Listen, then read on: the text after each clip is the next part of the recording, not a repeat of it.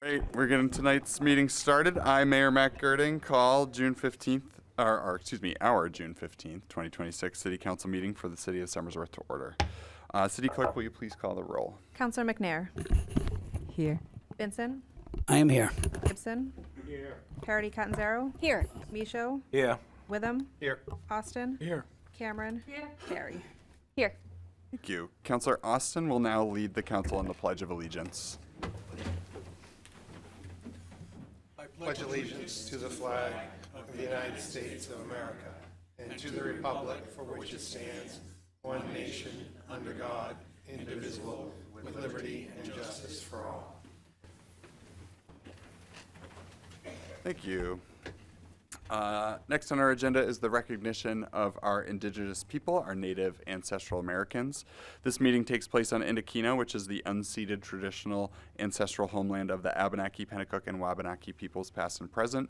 We acknowledge and honor with gratitude the land, waterways, living beings, and the Alnabuk, the people who have stewarded Indokina throughout the generations. Item 4 on the agenda are presentations. Tonight we have 2 presentations. Our first presentation will be from the Director of Planning and Economic Development, Michelle Mears, who will discuss the proposed Chapter 19 zoning ordinance amendments. Michelle, thank you. All right, good evening, Council and the Mayor. I am Michelle Mears, Director of Planning and Community Development. We're here to talk about everybody's favorite thing, zoning. I know we have a large audience for it tonight. My favorite thing, Michelle. All right. So we have 2 items on the agenda tonight. 1326 is a zoning change and 1426. These are amendments to Chapter 19 zoning ordinance. The first is Section 3A, lots split by zoning district boundaries by adding or agriculture. If you remember, this came before you guys back in last year for commercial industrial district. We extended the commercial industrial district setbacks 100 feet back into the lot. And then Section 32, form-based codes. There's a little bit of a delay, so bear with me. Feels like a long one. All right, here we go. So this is the agricultural district in the brown, and it's surrounded by the R1 district. So this is where we would be adding it in. What this does is give some flexibility with setback requirements. We've recently had somebody come in for a building permit that wants to build a garage, and the agricultural setbacks are very restrictive, so this would allow for that accessory use. Michelle, if you could just, for folks watching at home or here, could you identify maybe a couple of streets as to where that district is? Yes, so Main Street is all the way to the right-hand side towards Rollinsford area. And what is it? Green Street. Sorry, I should know that. Green Street is all the way to the left by the horse farm property over there. So that property would be affected as well. So this did go before the planning board, and it was recommended back in April.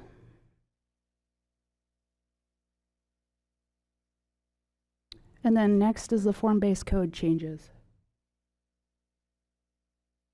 So form-based code looks at the form of the building, not the use. We found that there's a loophole in our form-based codes for certain uses, so we need to tighten that language up. We've had a couple of uses or projects that have come in for conditional use permits. 22 Green Street came in for a request for dimensional relief. 5 Main Street came in for a request to allow residential on the first floor. 84 High Street, a request to allow residential at the street level. And then 67 High Street request to use that lot for parking.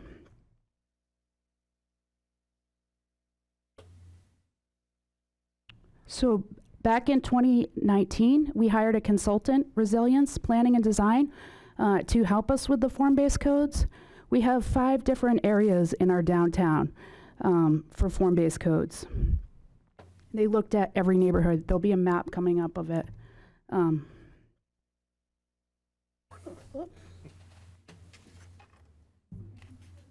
Strange. Yeah, Michelle.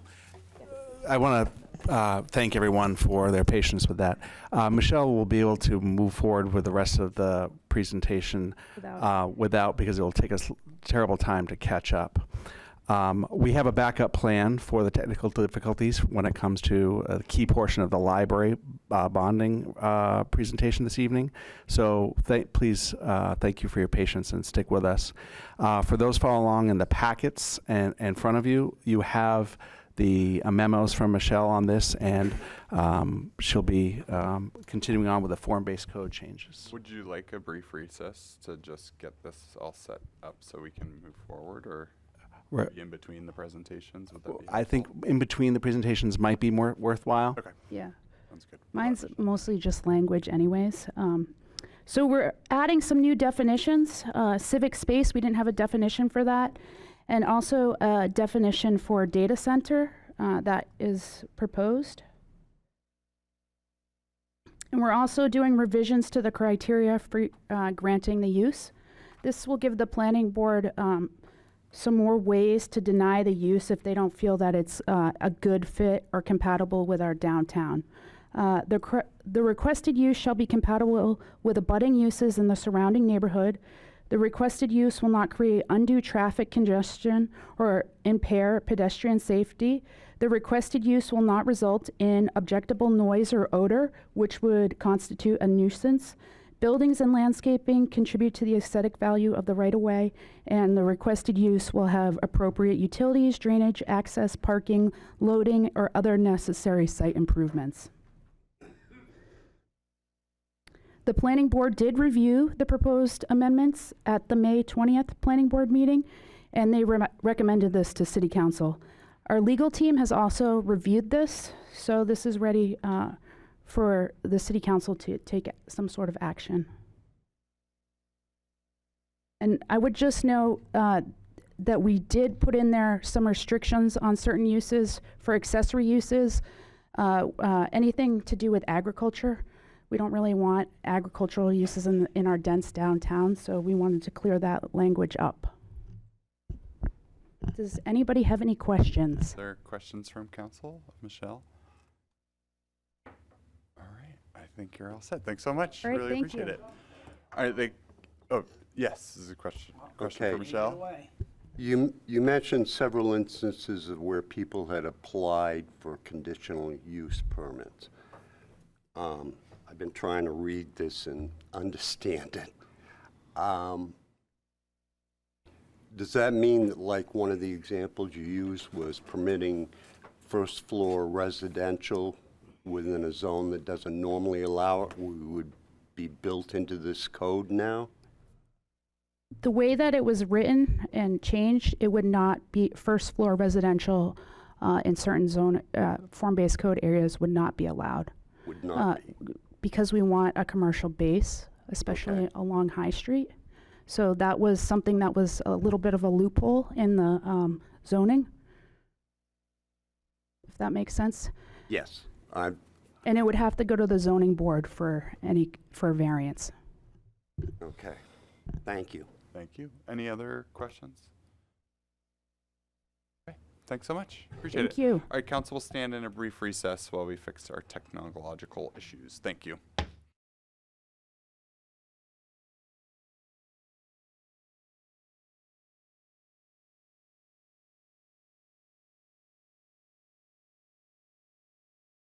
Recess, that's all. Perfect. Go for it. Okay. Thank you for the opportunity to come back and talk about the library. And thank you very much to my library community for coming out tonight to support us. It means a lot. For more than 50 years, the Somersworth Public Library has been a place where people come together to learn, connect, and grow. It's where children discover a love for reading, students find support, adults learn new skills, and neighbors build community. With all of the press that this project has received, I've seen many comments stating that no one uses libraries anymore. We have the internet. And I know immediately that these are people that have never walked in our doors, because today the library is busier than ever.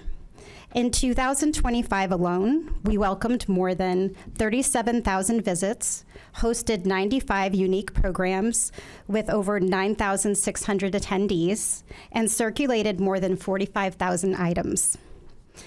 These numbers tell an important story.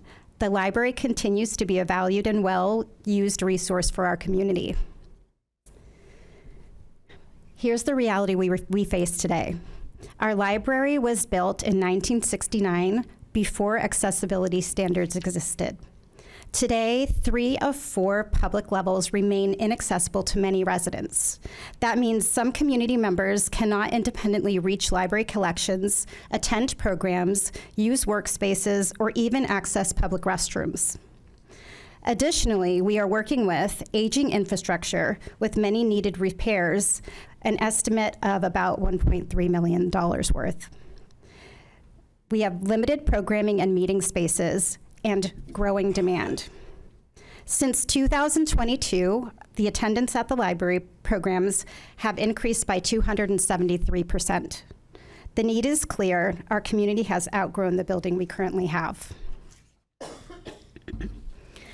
This project will provide a new elevator connecting every level of the library, fully ADA accessible entrances and restrooms, community meeting and program spaces, quiet study and work areas, an improved children's library designed for today's families, and these critical infrastructure improvements. It will create a library that every resident can use, regardless of age, ability, while also providing an important step forward to the revitalization of downtown Somersworth. We are more than just books. In Somersworth, our library serves as a community hub where people connect, learn, and grow. It supports early literacy, helps bridge the digital divide, and offers a safe, welcoming space that reduces social isolation and fosters community and learning. Every day, people come through our doors seeking different opportunities.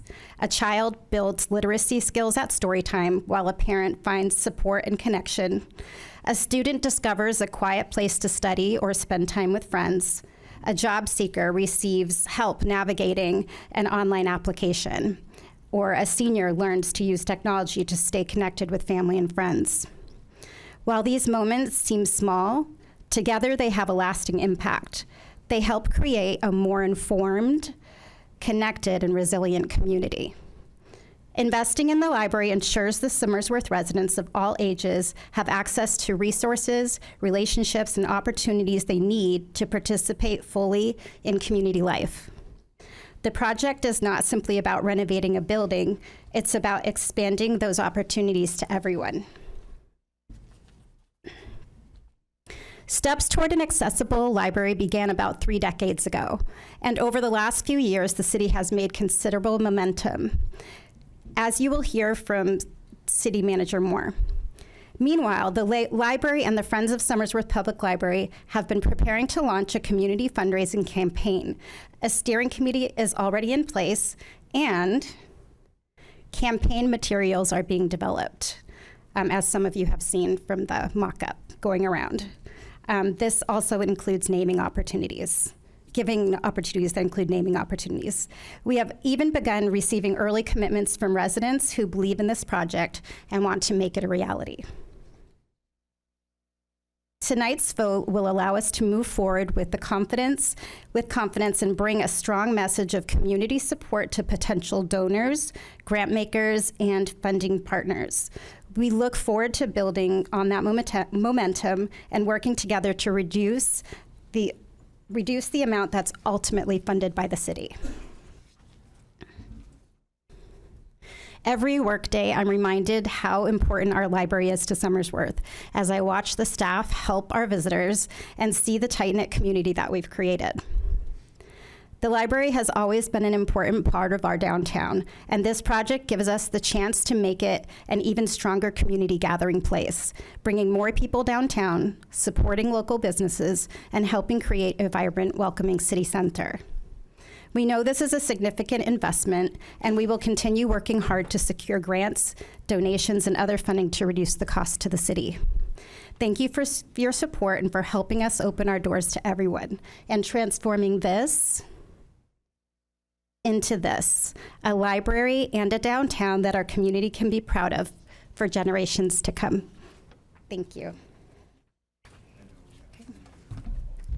Questions?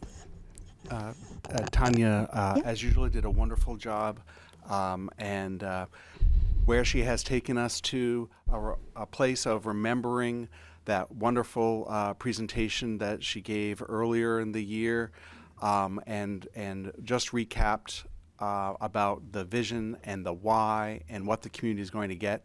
I'm going to focus on just a few slides about how we can get there, and that is the subject of the borrowing resolution this evening. This action tonight really allows us to do two major things. One is to prepare a construction project to move forward as soon as this fall through the acquisition of a construction manager. There are steps we need to take to ready this project that this borrowing resolution, having been in place, allows us to take steps toward. Second, this borrowing resolution is very important to demonstrate project readiness for the funders and grantors.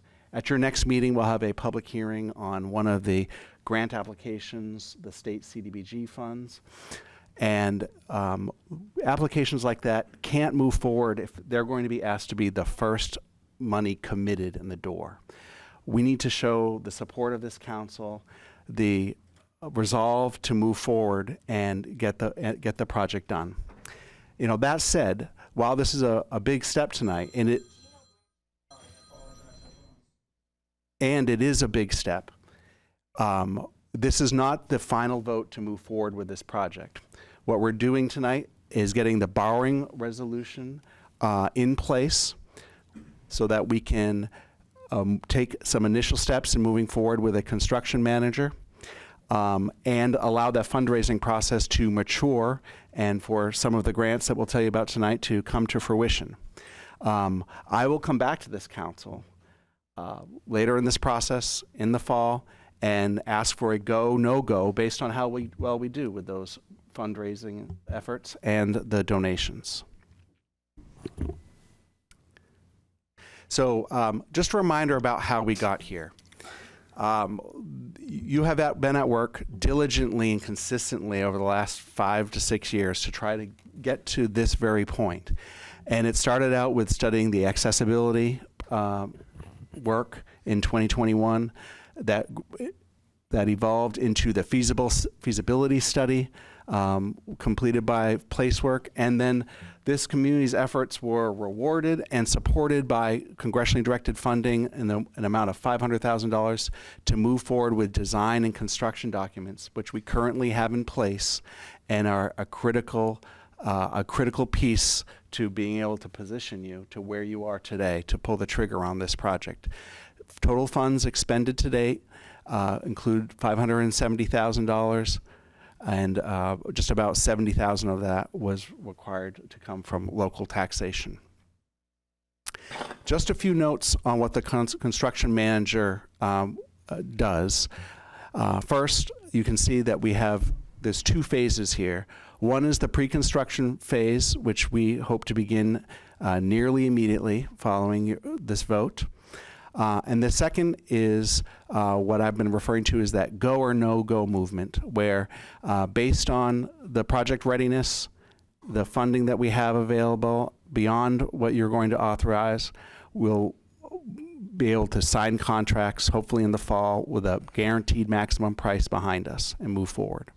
Meanwhile, in pre-construction, we're doing things like reviewing the architect's drawings to ensure constructability, strategize, hopefully save money on construction sequencing and strategies there, develop final cost estimates and cost-saving opportunities, define the project schedule, and particularly with this project, because we hope to have significant amount of federal funds, plan for compliance with funder requirements, something that happens now, and also to plan for those lead times that are a reality in our world today. That work can begin under pre-construction phase. I will come back to you before we move into the second contract with a guaranteed maximum price. So what are these sources of funding? They're significant, and we are working on them right now. As I mentioned, $750,000 we anticipate will come from the Community Development Block Grant. That is a program administered by the state of New Hampshire. That is $750,000. Those funds, I can tell you, are tailored for communities like Somersworth doing the type of work that you are doing in your downtown for the people that you serve. I feel very good about that funding source. There's also $2 million that we are applied and made past the first hurdle. This is the congressionally directed funds. You may recall we have attempted to secure these funds in the past. We have resubmitted, and this is a big piece of our financial plan for this project, and we expect to hear late summer, fall for those funds. Another source you have available is the city's savings in the form of the unassigned fund balance. You have a very significant and hard-earned fund balance that this community has built up over time. Savings like that are tailor-made for opportunities to advance on strategic goals and minimize the immediate impacts on the local taxpayers. That is a source that is available, and you can determine at the time of we move to construction just how much you want to use, if at all, based on where we stand with our efforts. You heard tonight about the fundraising campaign that is being developed, and you've seen the materials, and I can tell you about the early conversations that have taken place. We're extraordinarily fortunate to have a depth of support in this community that understands the value of showing how private fundraising dollars can leverage the types of public investment we're talking about tonight. And finally is the borrowing through the general fund. That is a lever here that will be used in some amount to get your project done. I want to show you some scenarios so that you can have some concept for the value of the borrowing and what the fundraising can do for us. There's 3 scenarios there, A, B, and C. A, in gray, is the scenario if you were to go this alone. $7.3 million, our estimated cost. That would be an annual payment on a bond of about $657,000 or 34 cents. That would be $657,000 each year. B, that lighter blue in the middle, with those grants that I just described for you, if we are successful with those, we would only need to borrow $4.5 million. That would be an annual payment of some $400,000 or 21 cents on the rate. C, if we were successful with the current grants and used $1 million, for example, of fund balance, you would only need to borrow $3.5 million. That would be an annual payment of about $300,000 or about 16 cents on the rate. The experience of this financial can be managed with your tools, the grants available, and none of this accounts for assumptions related to the private fundraising. And I know you will have success with this dedication on the private fundraising. So, as a reminder of what would happen next following this evening. Like I've said, near immediately, we would issue a request for qualifications to begin the process of bringing on a construction manager to begin those pre-construction services. From now until the fall, we're going to continue the grant writing and await awards. At your next meeting, we'll bring you that first action on the application for CDBG, and we will continue that work. That will happen from now until September. And then September, November would be the timeline that we will have learned about awards, donations. We would have learned about our guaranteed maximum price that's been worked out through the pre-construction process. And I would come back to you with a go, no-go with the construction contract based on where the story stands at that point.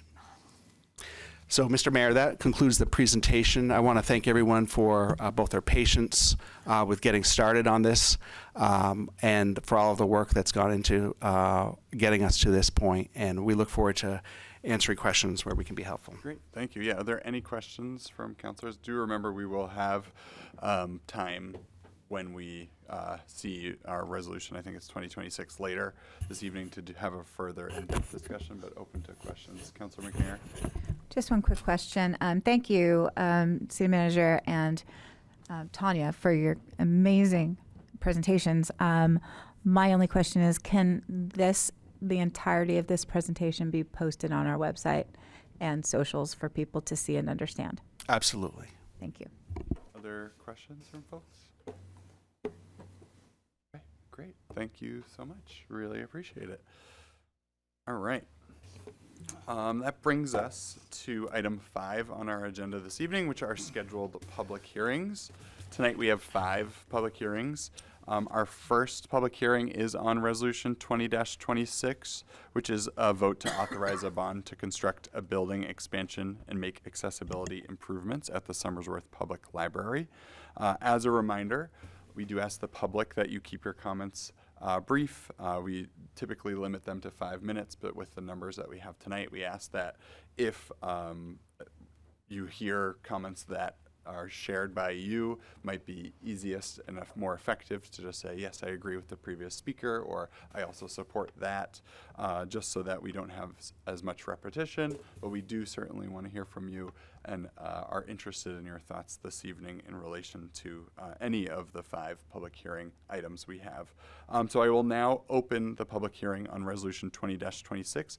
Are there any public comments? Yes, come on up.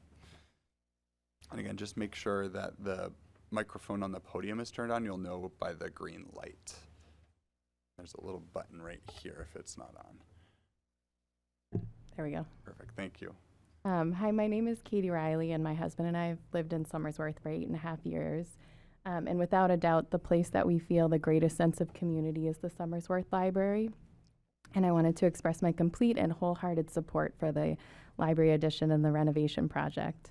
And I need to tell you a little bit about myself just to show you how important the Somersworth Library is to my family. So in the spring of 2022, I had my second child and made the decision to step away from my job as a high school English teacher to stay home with my kids. And while I felt really grateful to have the opportunity to do so, my world suddenly got very small and somewhat lonely. And I went from seeing and talking to hundreds of 11th graders and dozens of colleagues every day to not knowing where my kids and I could socialize during the week. Excuse me. And I saw a post about the story time at the library, and that was offered every Tuesday, and decided to try it out. And my son was 2 years old and my daughter was 6 months old at the time, and it was a challenge just to get out the door and stay anywhere for an extended period of time. So that was one challenge. And then the energy of young children is not appreciated everywhere. But when we walked into that library, it was filled with people who made us feel welcome. And since that first story time, my kids and I have looked forward to visiting the library because of the wonderful community that is so thoughtfully and intentionally cultivated there.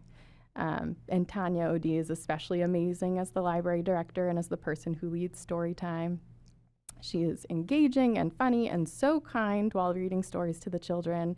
She builds in times for kids to dance, to get their wiggles out, to move their bodies, to make noise and be silly.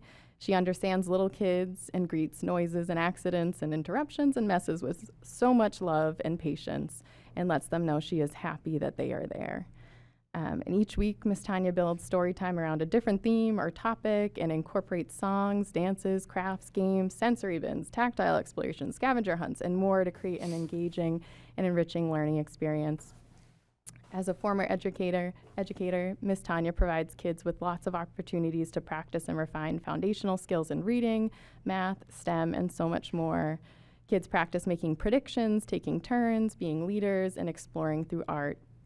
And I cannot state enough what an absolute gift Tanya is to our community. Beyond story time, the library provides a rotating variety of toys for children to play with, as well as various games, crafts, and audiobooks from the library of stuff that kids can check out and bring home. And the librarians also create weekly scavenger hunts that helped both of my children learn their numbers, capital letters, and lowercase letters. Every few months, the librarians also completely redesign one of the rooms in the children's section to spark imagination and create new opportunities for play. Some of the past themes for the room have been a space room with a rocket ship and a command center, a tiny town that had a mechanic shop with a real ATV for kids to tinker with, and a veterinarian's office with medical tools and animals to care for. There are events at the library throughout the year like visiting authors and musicians, wild animal showcases, dance parties, the Halloween hoopla, the festival, and the local businesses that visit, like Snapology, which recently guided kids through creating their own magical creatures out of Legos. Then there's the summer reading program, where the librarians create weekly activities to broaden our children's understanding of the world and strengthen their love for reading. Just last week, the Somersworth Library introduced the summer reading program at Idlehurst Elementary School. The theme this year is magical creatures, and there are dragons and mermaids and yetis, but I think the Somersworth librarians are the most magical creatures of all, because later that day I picked up my son from school, and instead of wanting to play at the playground, my son said, "Can we leave? I want to go home and start reading so I can do my reading paper. I could win a dragon egg, Mama." And so we went home and we read. And sorry, I'm getting emotional. That love of reading that the library is fostering in our children is magical. And that is something that every child, regardless of mobility, deserves. I used to think that all libraries must be like this. They must all be this wonderful. All librarians must be this kind and creative. All programs must be this engaging. But I've visited enough libraries now to know that the Somersworth Library is creating a magic all its own. I implore you to provide the library with the chance to continue to offer its vital services to our community through the library addition and renovation project. Thank you for your time. Thank you so much. Are there others wishing to speak this evening? Thank you. If you could state your name, please.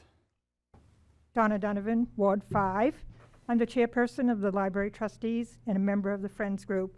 And I just wanted to thank the City Council, the mayor, and the city manager for pushing this project forward, because it's been a long time coming, like 30 years. So I'm just asking for your vote tonight, because we're going to do some fundraising and we're really behind you. So thank you for your support. Thank you so much. Are there others who wish to speak this evening? Yeah, thank you. If you could state your name and ward in which you live, please. My name is Lynn Brosh, and I'm in Ward 1, and I am the Vice President and Secretary of the Friends of the Somersworth Public Library. So I have had a chance in the past few years to really witness everything that's going on in the library, being a volunteer in a lot of the programs. So I just wanted to reiterate some of what's been said already, but the programs there provide from the very youngest children, which you just heard about, to the teens coming in after school and having their clubs and organizations and community. And then there's all of us older people who come in a little later, and we have our book clubs. We have cookbook club. And so as we've talked, all of these activities really bring everyone together in a community, and it seems like our library is really the hub and the heart of the community.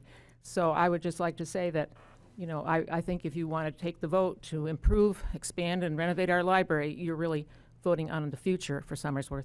And also, we've been getting a lot of remarks about people not reading anymore. So we just all wanted to show you that we love our library books and we read them. Thank you. Thank you. Well done. Others wishing to speak this evening? Thank you. If you could state your name and where you live. Hello, my name is Tristan, and I just want to say that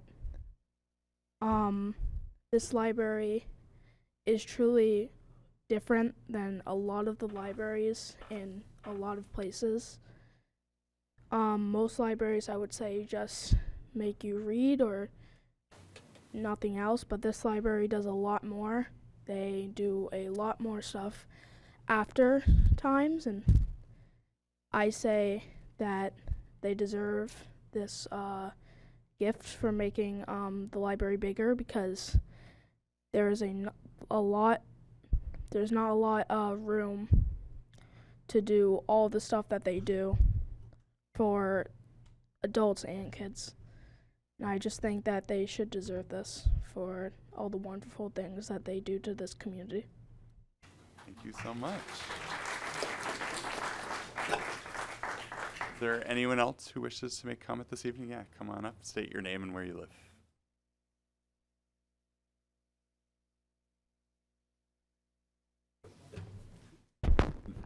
Hi, my name is Jolene Franker. I live at 48 Blue Heron Drive. Good evening, City Manager, Mayor Girding, and the rest of the City Council members. As I said, my name is Jolene Franker. This is my colleague, Carrie Martinelli, and we are the co-leaders of the Somersworth Ready Together Early Childhood Coalition, an early childhood coalition that we started 10 years ago with a shared commitment to supporting children and families in Somersworth.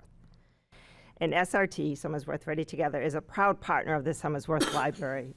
As everyone has said, it's a cornerstone of our community and a welcoming place where families can connect, learn, and grow together.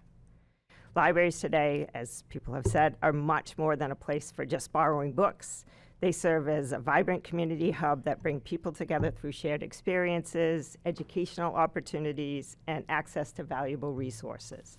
And the Somersworth Public Library has created a space where children can discover the joy of reading, caregivers can find support and information, and neighbors can build meaningful connections with one another. So the library has been a very important partner for Somersworth Ready Together, attending, supporting, and promoting many of our family events. And through this partnership, families are introduced to not only the valuable services the library offers, but also to trusted community spaces where they are always welcome. I'm Carrie Martinelli. I'm not sure if I'm supposed to say that again. Over the past several years, we have witnessed the tremendous growth of the library's programming and community engagement efforts. As participation has increased, so has the library's role as a gathering place that unites people of all ages and backgrounds. We have seen firsthand how families respond to opportunities that encourage learning, connection, and community involvement. Investing in the expansion of the Somersworth Public Library would significantly enhance the ability to serve our community. Additional space and resources would allow the library to expand programming, accommodate growing attendance, and create more opportunities for families, children, and residents to connect and learn together. An expanded library would mean greater access to educational, recreational, and social resources, while strengthening the library's role as a vital community hub. The benefits would extend beyond the library itself, fostering a stronger community connections and helping to build a more informed, engaged, and resilient Somersworth. Thank you for letting us share our thoughts. Thank you so much.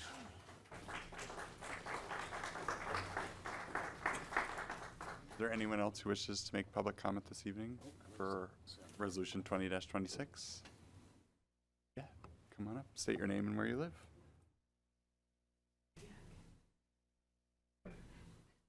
Hi everyone, I'm Monet Cassier, the Executive Director and founder of Malley Farm for Women, Sober Sisters Recovery.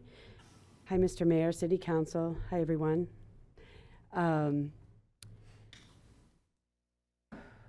So February was 10 years that we've been servicing women in Somersworth, and part of the protocol is workforce development. And we use the library for women that are looking for jobs. Part of the programming is that they have to get up, go walk to the library, use the library for workforce development, because it's good conditioning to stay at the library like 8 to 2, 8 to 3, use the computers. It's also a safe, clean place to go, healthy spot to be, especially with the clientele that we serve at Malley Farm for Women. I have known about the project, but I've been so busy up at the farm. My phone rang, and it was Tanya a couple months ago, and she wanted to discuss fundraising. Because as you know, Malley Farm for Women and Sober Sisters Recovery, we rock it out when it comes to private. We run on private donation and the minimal rent that the women pay. And so she came over, I gave her a tour, her first tour of the farm, and we talked about fundraising. So I'm here to support, to let you know that our women use the library. They move into Somersworth, they become residents, become members of the library, and 85% end up getting an apartment in Somersworth and work Staples, Market Basket, as you know. So I believe that the library is a great starting point for our women. And it's important. I've never verbalized that before. So I'm really glad she called. I'm glad we made a connection and that I could come up with ideas and just spitball with her about private funding, because it's a skill and it's not for the faint-hearted, but it can be done. So thank you, guys. Good job, Tanya. Thank you.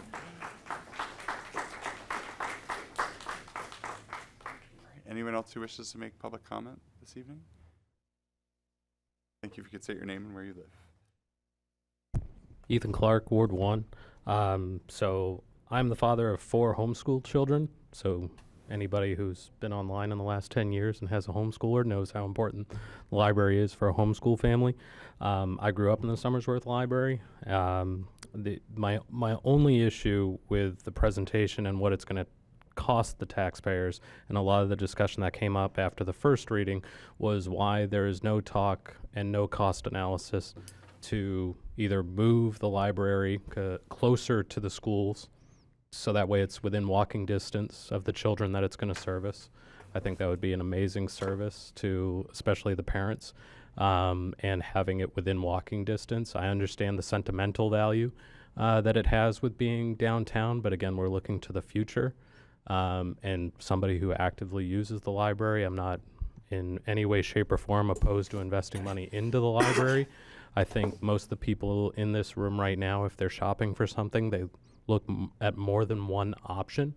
And if it's just going to come down to what the amount of money we're talking about to not even consider another option, I think that is part of everyone's responsibility to the taxpayers, making sure we're making the most affordable option while offering those services.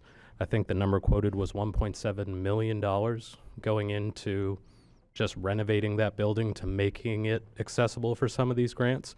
Many of these grants, just by even a quick Google search, are still available. Even if we went into a newer space, there are grants that are available that we would still qualify for. So I think as a parent of very young children, still in single digits, $1.7 million just to make it accessible, as opposed to what programs could we offer to more children to a building that's already accessible. That's just a conversation that I think is worth having. Again, in full support, I think I commissioned Ms. McNair to let's get fundraising, let's get to it. And I'm right there to rub elbows with anybody to start raising money. Love it. And I will continue to use the library regardless. It's just kind of that thought process of like, this is the only option that we have, when there are so many options available in a community that is clearly in support of making this the best it can possibly be.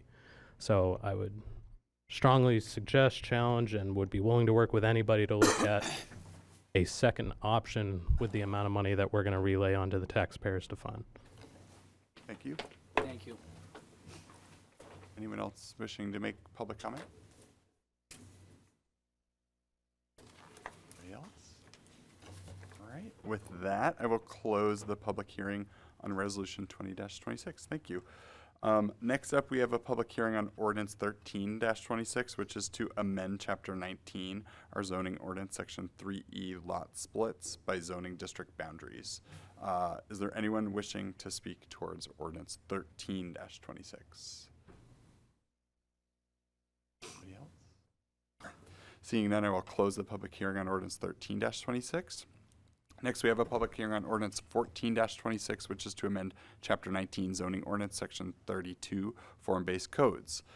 Is there anyone wishing to speak towards Ordinance 14-26? Yes, thank you. If you could state your name and ward in which you live.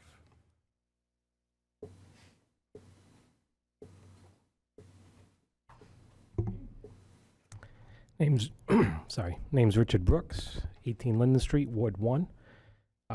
Last meeting, I stood up here and spoke about form-based codes, and now this is a public hearing. It's even better reason to do it. As I mentioned before, I have attended every meeting related to developing form-based codes when they were initially proposed, with several concerns. And I outlined a lot of those at the last meeting. I'd just like to brush up on a few more of them. Remember that form-based code is all about the appearance, not the use, which is very good for infill, not so much for existing buildings. It has little to no effect on existing buildings, but has everything to do with redeveloped buildings or infill of vacant lots. Again, I think that the idea behind these is to better build off of what we have for an existing downtown. And as I noted last time, we did very little, if anything, with appearance or architectural features written into these form-based codes, which is what it's all about. It's not about use, it's about form-based. The appearance, the shape, the design, the appearance, in every little detail. We could get as precise as we wanted to be, or we could be rather vague and try to give general ideas. But I think it's a great way to help direct developers to produce something that fits in our downtown. And this is why I've been so outspoken about this. As you know, I'm on the Zoning Board of Adjustment, I'm on the Historic District Commission, I'm on the Mayor's Housing Task Force, again, only up here speaking as a resident. But with that knowledge and those experiences, I think it gives me a lot of insight that I feel I need to express. So I think that everybody would agree that Market Street and High Street, with the commercial buildings, floors above that are usually residences, is something we should build off of. Let's get more of that. Let's get form-based codes to focus on that appearance. And, preferably brick, but clapboards, cedar shakes. I mean, there's several things we could do, but we don't need to be precise with it. But let's look at the shape and the size of the building, because the last few developments, as I mentioned, don't seem to fit what the city, or doesn't seem to please the city as much as I think they could have. And to be more specific, let's talk about the plaza, the housing on Washington Street, and 22 Green Street, as it's known now. It was 85 Elm, I believe, originally. But I think all of those could have been done better, but I think we have to look at appearance. So again, going back to my concerns with these changes, these are all use-based regulations that are being increased, not decreased. So we're not even looking at the appearance again. Architectural features are still being cast aside rather than being focused on. Then this continues to place a third or even a fourth layer on regulation with your use zoning, your form-based codes. We have the HDC overlay, and we have site plan regulations. You have to incorporate every one of those layers into this, and I think we're just adding to it. Back to the Mayor's Housing Task Force, a lot of the early discussion on that was, what if we could just redo zoning altogether and make it simple from the ground up? Obviously, that's a big task. We're nowhere near doing that. We're focusing on housing. But that was really a common theme that I think a lot of people had. So let's get rid of all these use bases and let whatever business is willing to open up in our city show up, open a business, and do it. And let the building be constructed to fit our downtown. Keep that character that we have here. I know that this proposal also prevents residential on a street level. And again, I think form-based code, if we make that first floor be a 14-foot high ceiling, it makes it flexible. Do we have demand for commercial? Do we have demand for residential? If they want commercial, it's got the high ceilings to do it. Right now, there's almost no demand for commercial. I just got back from vacation, a week traveling through Pennsylvania and New York. I saw a lot of small towns. I purposely shut off the highways and tolls on my GPS. And you'd be amazed the downtowns that are out there that still thrive, that have buildings that look like the historic old buildings that we have. And then I see new development mixed in with it. They don't care what the building looks like, businesses. They just want a place with traffic. We've got traffic out here. So again, let's get rid of the uses. Let's focus on the form-based and appearance. And I could talk on and on, but I know it's going to be a long night. So I just urge you all to vote this down for now, because I think there's a lot of things coming out of the Mayor's Housing Task Force that would be in this realm, and I think there's good things to come all around. Thank you. Thank you. Others wishing to speak towards ordinance 14-26?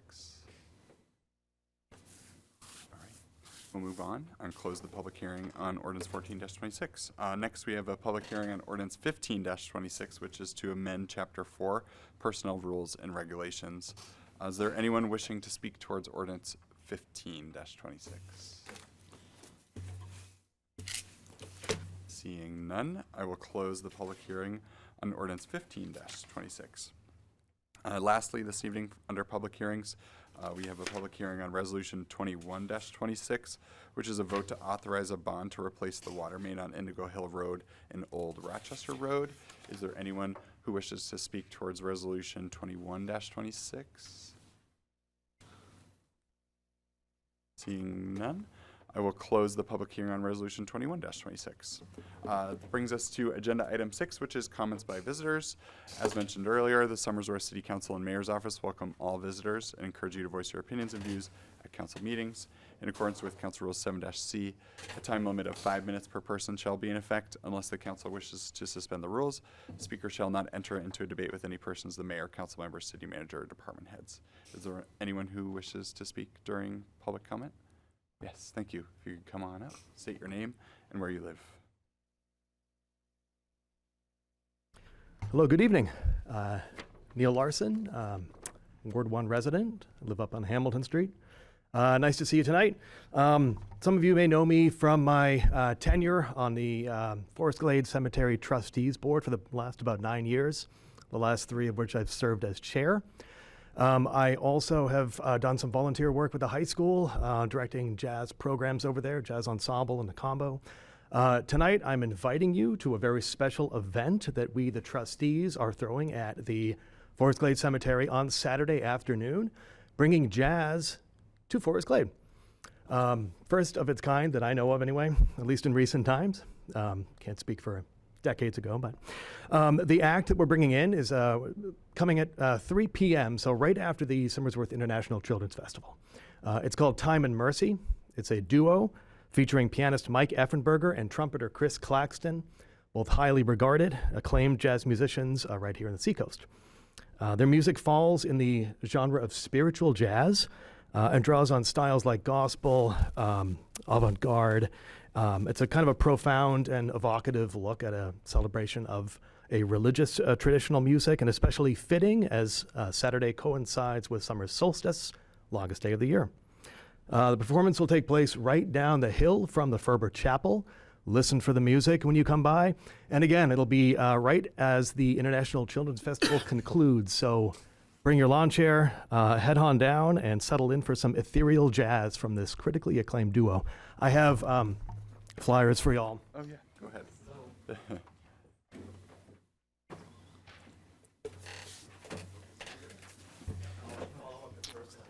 Yeah, you're good, you're good. Don't worry. you. I'll send you an email. Perfect. This is cool. Oh, I like it. It's pretty cool. Thanks. Okay, cool. Thanks so much. Are there others this evening wishing to make public comment? Thank you. And again, if you could state your name for the record. Ethan Clark, Ward 1. I know this is my second time up here. I want to make just a general community announcement. I'm going to be working with the members of Tri-City Covenant Church on West High Street for a project at Lydia's House of Hope this Saturday at 8 a.m. We're going to be doing an exterior renovation to their home and to their grounds. I want to give a huge shout out to Mainly Pressure Washing as well. We put out a request out to the community, and I got a response within 15 minutes from their owner. I grew up in Somersworth. I know the exact place you're talking about, and I would love to give back to the community that helped raise me. So if you have any pressure washing needs, please shout out to Mainly Pressure Washing. They are doing it completely on their own, not charging a dime for it. Wasn't even a question, so I want to make sure that I give them an amazing shout out because that is saving us hours of work. So the general plan is we're going to be painting and repairing the exterior of the home, and then we're also going to be working on the grounds to get it all ready to go for the ladies up there for the summertime. So for any community members that want to be involved, we'll be meeting there at 8 a.m. Come as you can. Children's Festival's downtown, so kids can be occupied. So if you want to give back in this capacity, we would love to have you and really help these ladies out for everything they do for our community. Thank you. Thank you. Any other comments by visitors? All right, thanks so much. Bring us to item 7 on our agenda, which is approval of the consent calendar. The chair will obtain a motion to approve the consent calendar, which includes the minutes of the city council meeting held on June 1st, 2026. Do I have a motion? Councilor Austin? I'll make a motion to accept the consent calendar as presented. Councilor Aston moves the consent calendar be approved as presented, seconded by Councilor Cameron. Thank you. The question for the council is on the adoption of the consent calendar. If you're in favor of the motion, you'll state by saying aye. If you're opposed, you'll state by saying nay. All those in favor? Aye. All opposed? Ayes appear to have it. Ayes have it. Consent calendar is adopted. Thank you. Brings us to item 8 on the agenda, which is acceptance of written communications, petitions, and donations. Tonight we have one communication that was included in your packet from Patrick Babel related to ordinance 13-26. Without objection, will the council accept the communication? All right. Thank you so much. Easy enough. All right. Brings us to item 9 on the agenda, which is the mayor's report. I want to first start off by wishing everyone a happy 4th of July and a happy 250th anniversary of the United States of America. We will not meet as a council before that meeting, so I think it's appropriate, or before that time, excuse me.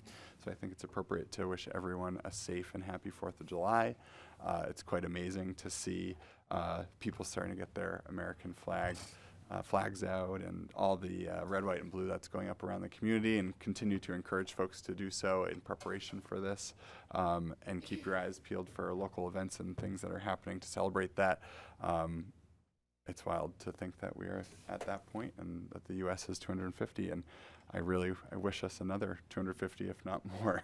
So congratulations to everyone, and hope you have a fun time. The second thing I wanted to bring up this evening is that as the library, I'm quite excited for it to be before us this evening. And certainly since the passage of the Americans with Disabilities Act back in 1990, our city has been aware of some of the longstanding accessibility issues in our library. And though I also kind of speculate that I bet we were aware of these issues well before the federal government even required us to build buildings that were accessible for all. If you have been to the library anytime since it was built in 1969, I'm sure you are also well aware of not only its beauty and its unique layout, but how it can unfortunately make it difficult for those with certain or specific mobility needs to access all the levels and floors and areas of our library. Now, thankfully, 5 years ago, back in 2021, this council had the forethought and insight and drive to begin approving an accessibility study for our city's library, though sadly it was 20 years after the passage of the Americans with Disability Act, but we are there. That study, which was conducted by Placework, then went through a feasibility study as was presented by City Manager Moore, and now thankfully we are poised tonight to take action and continue to move forward to hopefully make drastic improvements to the use and function of what I see as one of our city's greatest resources. Resolution 20-26, which is up for a second reading this evening and a hopeful vote by council, will allow the city to begin considering bonding for funds in order to then start the construction management process of this important renovation and expansion project. Not only is this project vitally important so that we can allow as many patrons to have access and to use the services of the library as we possibly can, but approval of this resolution will also show our continued support for the phenomenal work that is being done by our city's amazing staff and our library director. And a vote in favor tonight reaffirms that we are proud to have a library with extremely high patronage, creative and engaging programming, and a fun, friendly, and supportive environment for our city's families, children, and residents. So just last year, as was earlier mentioned earlier, there were over 37,000 patrons to the library, which I did some quick math on earlier, which equates to an average of 20 visits a year per cardholder, which is pretty amazing and really, really high, I think probably relative to some of the surrounding libraries around us. So patronage, program attendance, and circulation are all up, as we saw. For example, in 2025, as was mentioned, there was an increase in attendance of 273% from, I think it was 2022, which is amazing. So all of this data and all the information we learned in our presentations earlier this evening are evidence that our library is a beloved, critically important component of the Somersworth culture.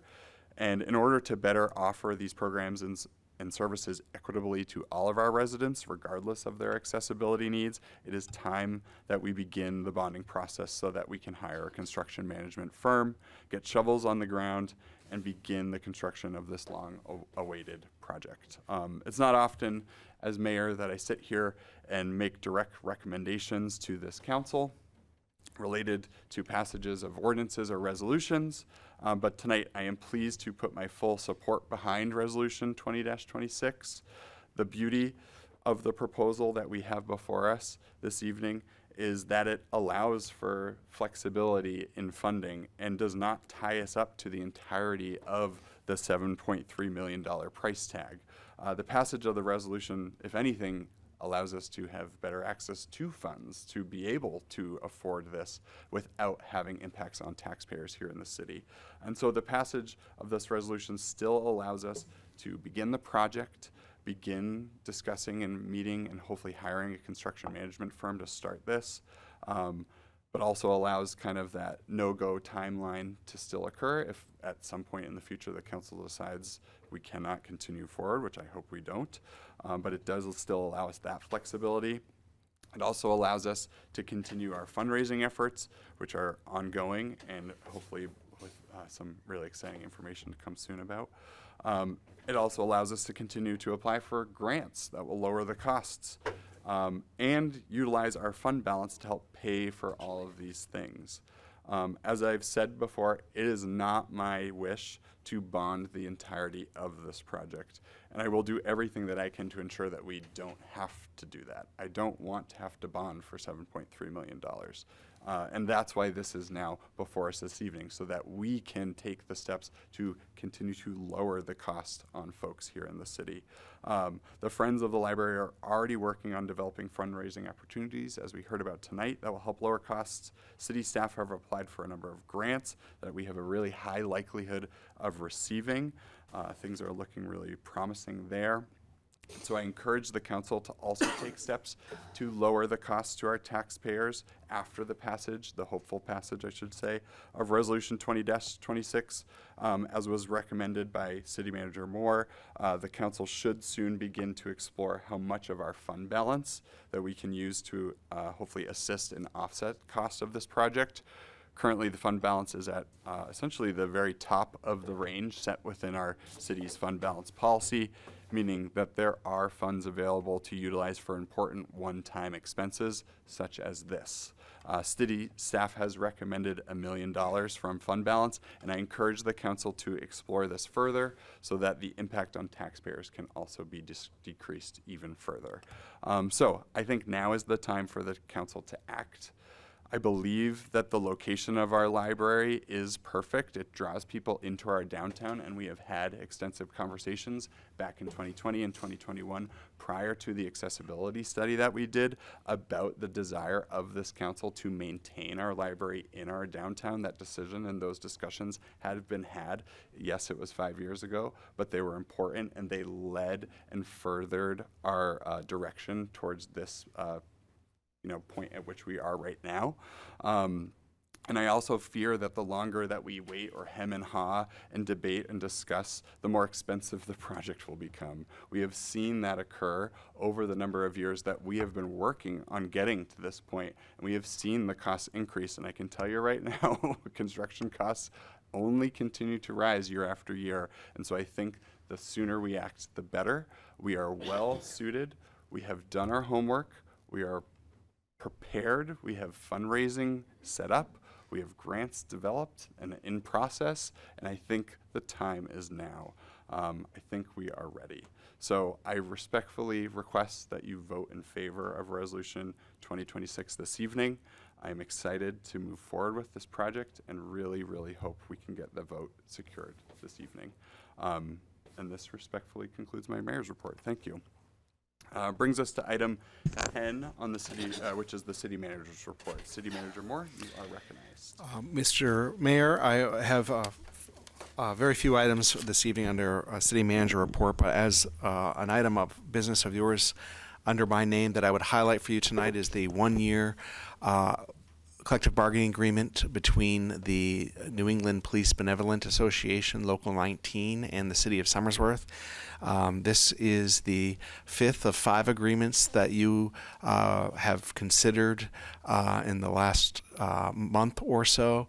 Like the other agreements, we received tremendous cooperation, support, and understanding about the position that the city is in and its taxpayers in maintaining our local government services, all of which are provided by people.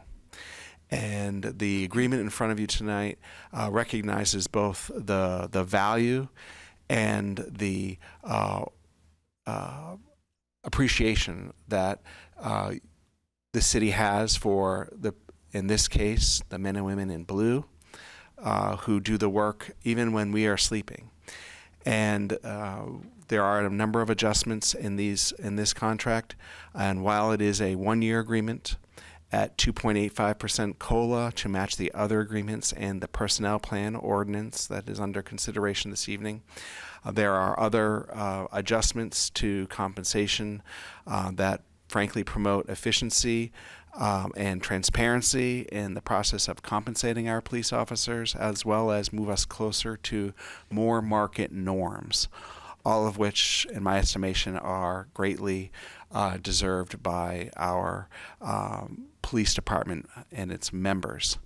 I stand ready to answer any of the questions that may arise in the course of your consideration and discussion, and I appreciate your support for the department and for my recommendation. Finally, I'll just highlight that, as has already been mentioned, the events coming up for the Somersworth International Children's Festival.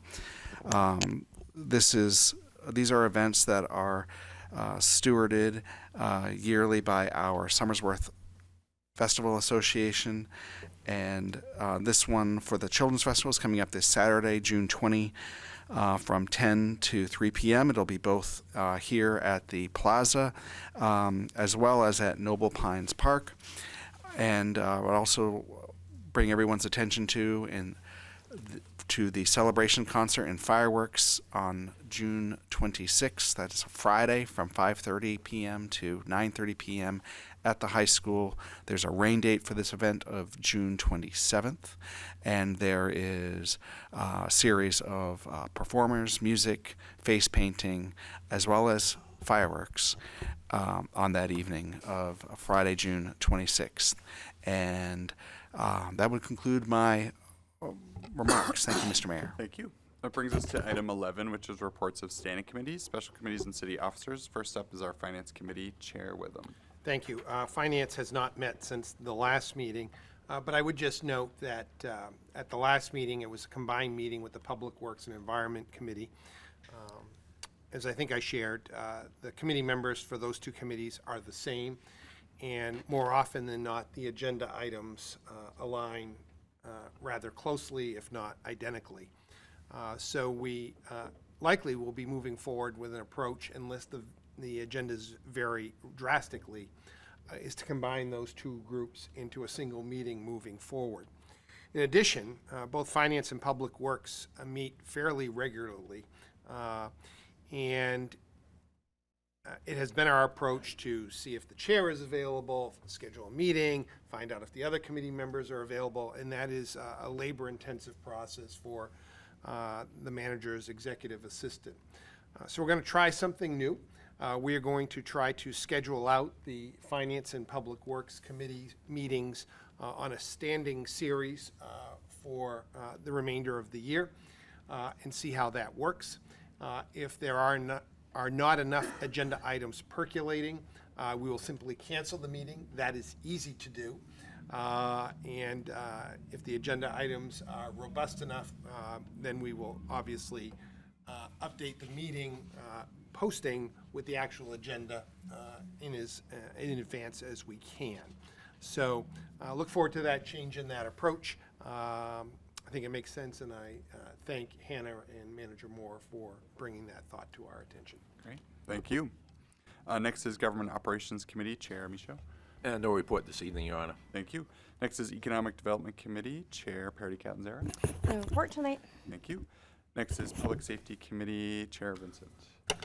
There's no report, but however, Councilor Witham had brought out that there's likely the same thing is going to happen for all the committees. And we're going to have a whole yearly type of lineup, which is, I gave my views today to her. She's a great worker. So that's what's going to happen to move forward. And looking forward to it. Great. Thank you. Thank you. Public Works and the Environment, Chair Witham. Same. Thank you. And then lastly, Recreation Committee, Chair Cameron. Working on scheduling one. Perfect. Thank you so much. Are there any reports this evening of special committees? Yes, Councilor Austin. Thank you.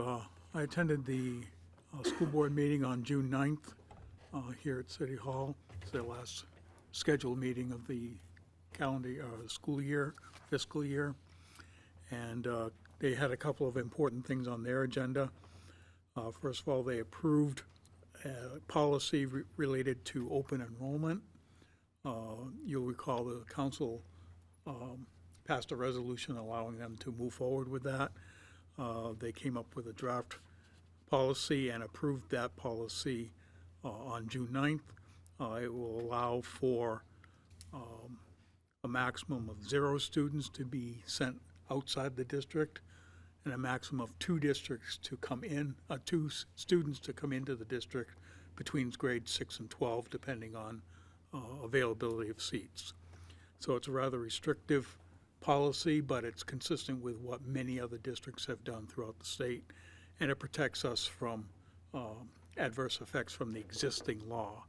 The caveat here, of course, is if Concord decides to do anything with a new open enrollment policy at a statewide level, it will probably negate this action entirely. But until then, the district stands protected. So they have adopted that. And they had a long discussion about school meal prices for the coming year. Every year they have to look at how much they charge for lunches at schools. And this year they decided to go with no increase to those school lunches for the coming year. There was a lot of discussion back and forth about the pros and cons of no increase versus a minimal increase. At the end, they felt that the economic impact to families was more important to hold the prices steady. So that's what they approved. Thank you. Thank you. Councilor Vincent, I saw your hand. Traffic safety is going to follow suit with the same committee, same meeting schedule as all the others. So we'll have a meeting scheduled, I think, for next month. I don't know if we'll have an agenda, but thank you. Thank you. Other special committees? Okay, I do have a report from the Mayor's Commission to redesign and reimagine the Somersworth School District. We met on June 4th here in Council Chambers at 6 p.m. Superintendent John Shea started us off by announcing the members of a community design team. The commission then worked to develop 6 working groups that would be expected to deliver reports to the full commission by either the August 6th or 11th meeting that we are planning. These 6 working groups that were developed are as follows. The first one was an overview and framework group, and the group would focus on informing the community on why the work that the commission is doing is important, why we're doing it, and the issues that we were tackling, and the key questions that we're trying to answer in context with the things that are happening at the state level and the federal level. Group 2 was a group specific to kind of birth and pre-K age all the way through elementary middle school age students. And this group would focus on innovative ideas related to the education of children from within that age range, as well as how staff and students and what their handle their day-to-day life at school and what their experiences are at those levels. Working group 3 was kind of secondary schools, so somewhere from middle school on to graduation, which would focus on the same types of things, ideas related to how students navigate that age range and those grade levels, and hopefully tackling kind of the fundamental differences that exist between the secondary age groups and the elementary middle. Typically, secondary schools have like a more credit style system. So in order to graduate, you have to accrue credits. And so they were going to focus on what that might look like and how we could adapt and modify and reimagine that type of system. The fourth working group was facilities and land, and this group was more like an information gathering group that was hoping to look and discover and really like dive into any of the facilities, land that we as a city have and the district has, and hopefully examine all those resources and assets that are available for potential use in the future. The fifth group was a partnerships group. This group was looking to hopefully find innovative and creative partnerships beyond just the schools. So that could be partnerships here within the city, with businesses, within the Tri-Cities, the state, and beyond. And then the last working group was a logistics and planning group. This group will work to essentially determine all the logistics related to the upcoming community forum that we're planning for September, which would include but not just be limited to things such as determining how many community forums to host and have, the structure of those forums, how to advertise and get it out to the public so we get a large number of folks to attend, promotion of the events, what childcare might look like at the events. Do we want to have food and catering for people who attend, and where the forums will be held within the city, and essentially how to kind of draw residents into those. So those working groups are set to meet over the course of the summer before August, and hopefully develop plans, and are planning to have at least their first meeting before our next scheduled meeting, which is the end of the month. The next meeting is scheduled for June 30th. We were supposed to have one tomorrow, but we canceled with the idea that these working groups would get together and meet and then have more time to do that. One other item from the meeting was that the commission also voted to support myself, the mayor, to do outreach to the mayors of the other Tri-Cities, so Dover and Rochester, to potentially collaborate on curricular offerings related to advanced placement classes and other advanced level classes, foreign language classes, and adult education classes. So I'll begin that soon. I've already kind of talked to the mayors and hoping we can get together soon.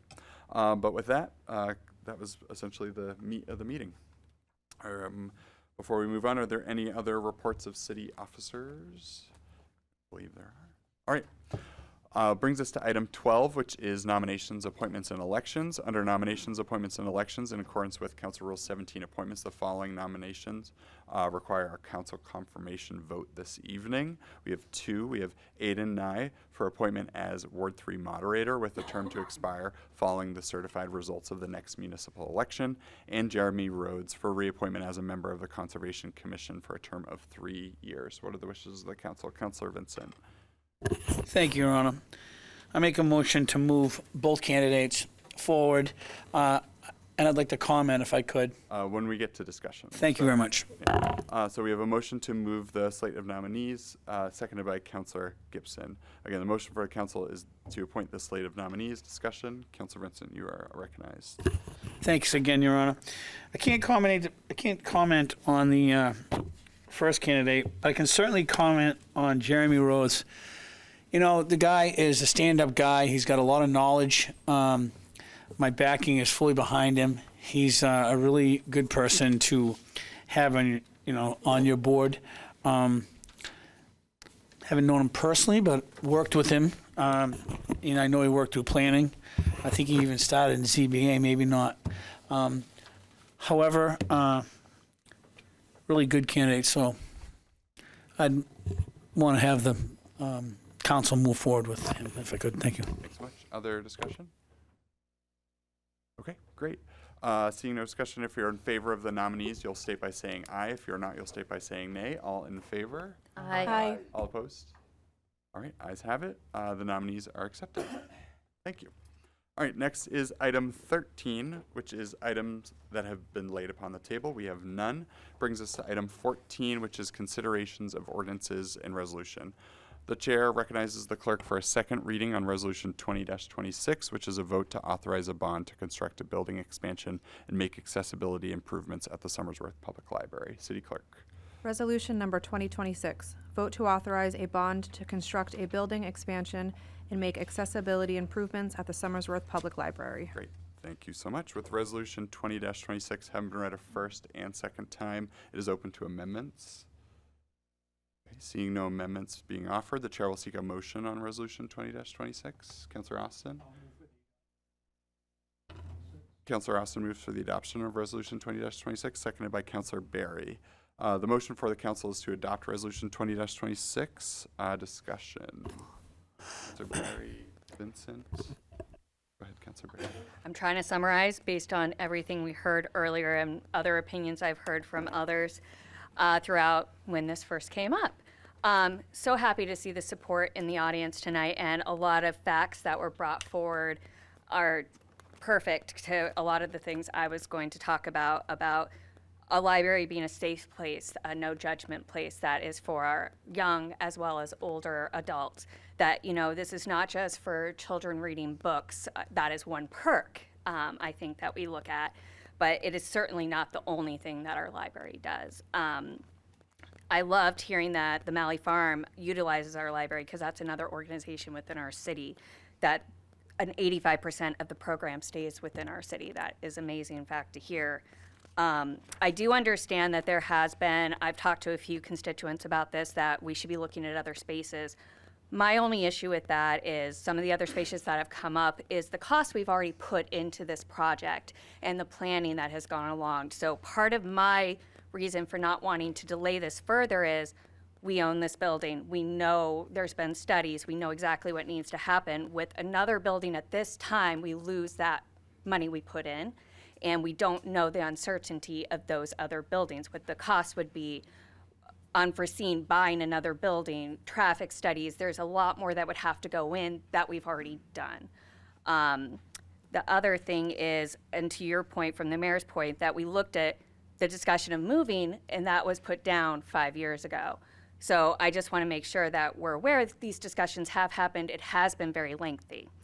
Other thing I just want to talk about is we've redone our city hall, we've redone our police, we've done our fire. Not saying that those can't use updates or needs or other things, but I think it is now time for our library, and we need to do right by it. I personally love the design of this building. It's taking a building from a very specific time frame and doing a great addition to characterize that building style and type. So I'm a little bit biased around the design aspect from looking at the specific design of that building. I will leave it there. Thanks so much. Councillor Vincent, I believe. Thank you, Your Honor. I just want to come out and say that I'm going to be supporting this tonight. However, I wouldn't be me if I wouldn't talk about everything. When I get elected to this position, I think I'm the toughest counselor on money here. It's because people that have lived in their home here almost don't have the money anymore to afford taxes. So I try to look at all this. It's kind of like, you know, if you bought a new car, some people get like, oh my God, look at this car, it's awesome. And then you get it home, it doesn't have cruise control, it doesn't have tinted windows. So I'm the type of guy that tries to look at everything. And I have constituents that call me and give me their opinion, so I think it's only right that I have to share this with everybody. And one of the things, the biggest thing was cost on that particular location. I started kicking around the location thing, and I've done a lot of projects as a construction guy. Matter of fact, I want to just say this. Years ago, when that building had a spiral stairway, I was hired to take it out because I think people were falling down. It's not a funny thing. I think they were falling down the stairway. And one more side thing. I should have said this at the beginning. You all see me yawning up here. I took my grandchildren to Canterbury Lake Park and did 16,000 steps today. So, thanks for bearing with me. So, you know, another location may be a lot cheaper by maybe $2 million. One of the people that called me had said, hey, why don't we buy the Rite Aid building for $1.8 million and put 4 into that, or, you know, 3 into that, and make it that's where the library would be. I gave that some thought, and I think close proximity to what we got going on here may make more sense to me. So location thing may be cheaper to go somewhere else. Like I said, I just want to bring up all the points that people brought up to me because that's my responsibility. As far as Mr. Clark, you had a good point with the whole location thing, and I don't want to lose sight of that. I'm all for voting for this tonight with the anticipation that how much money can we really raise? I'm not trying to put it down. As a business owner, Hilltop Fireworks gives $30,000 a year, which is a small amount. But I've been sitting up here for 10 years or 9 years trying to tell companies, come forward and put into your city. If you came forward and put into your city, you'd have so much more. And the response I get is, we pay taxes. I pay $35,000 worth of taxes on 2 buildings. I used to own 7. There's a lot bigger owners of property that came up and spoke in this city hall today. I'm just a small amount. However, I would really like to see business come forward. I'm trying to stay positive, but I don't anticipate too many. So I try to take the worst scenario, which is maybe not 7 point whatever million, but maybe a little under that. I try to do things and want to do things right. And I've sat on Public Works for years. And one of those things is full redevelopment of roads. And I failed on that at some point. I think, and I don't want to speak for the other members, but I failed on that. And Ken, why are you bringing this up? Because I have heartburn with Cemetery Road. We spent 3 point whatever million on that road, and we really didn't do our due diligence. Because if you live on that road, where do you park? You have a driveway that fits 2 cars? We didn't make enough road space.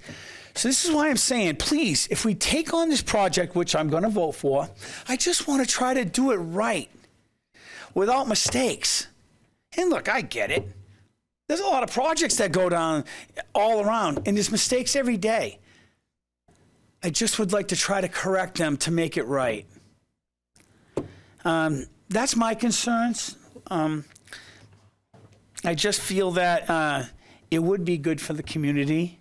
And I was one of those people that said, who goes to the library anymore? Not funny now, though.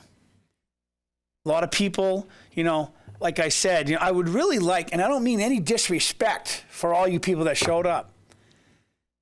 I'm 61. I see a bunch of older people here. I'm sorry. Sorry, ladies. I'm sorry. Maybe, 1% of, 20-year-olds here? It would have been nice to see more young people, but I get it. They're not going to come to a council meeting for this because this will matter to them years down the road, I think.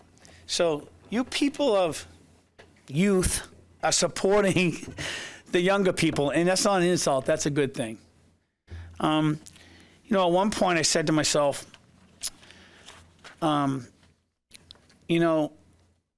am I supposed to look at the library like we all used to have a telephone, but now we have a cell phone? So that was some of my mentality. And then I started looking at it months ago. And it's more than just that. It is a place to gather for community and knowledge.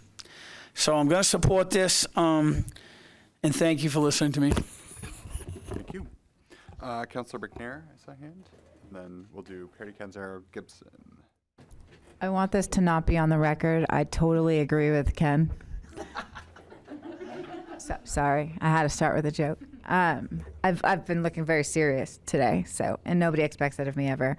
But no, I am in complete agreement with Councilor Vincent, and I've also been contacted by several of our constituents who really want this library to move forward.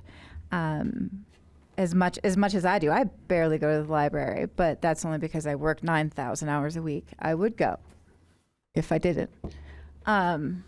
I very much value the community that is built in a library.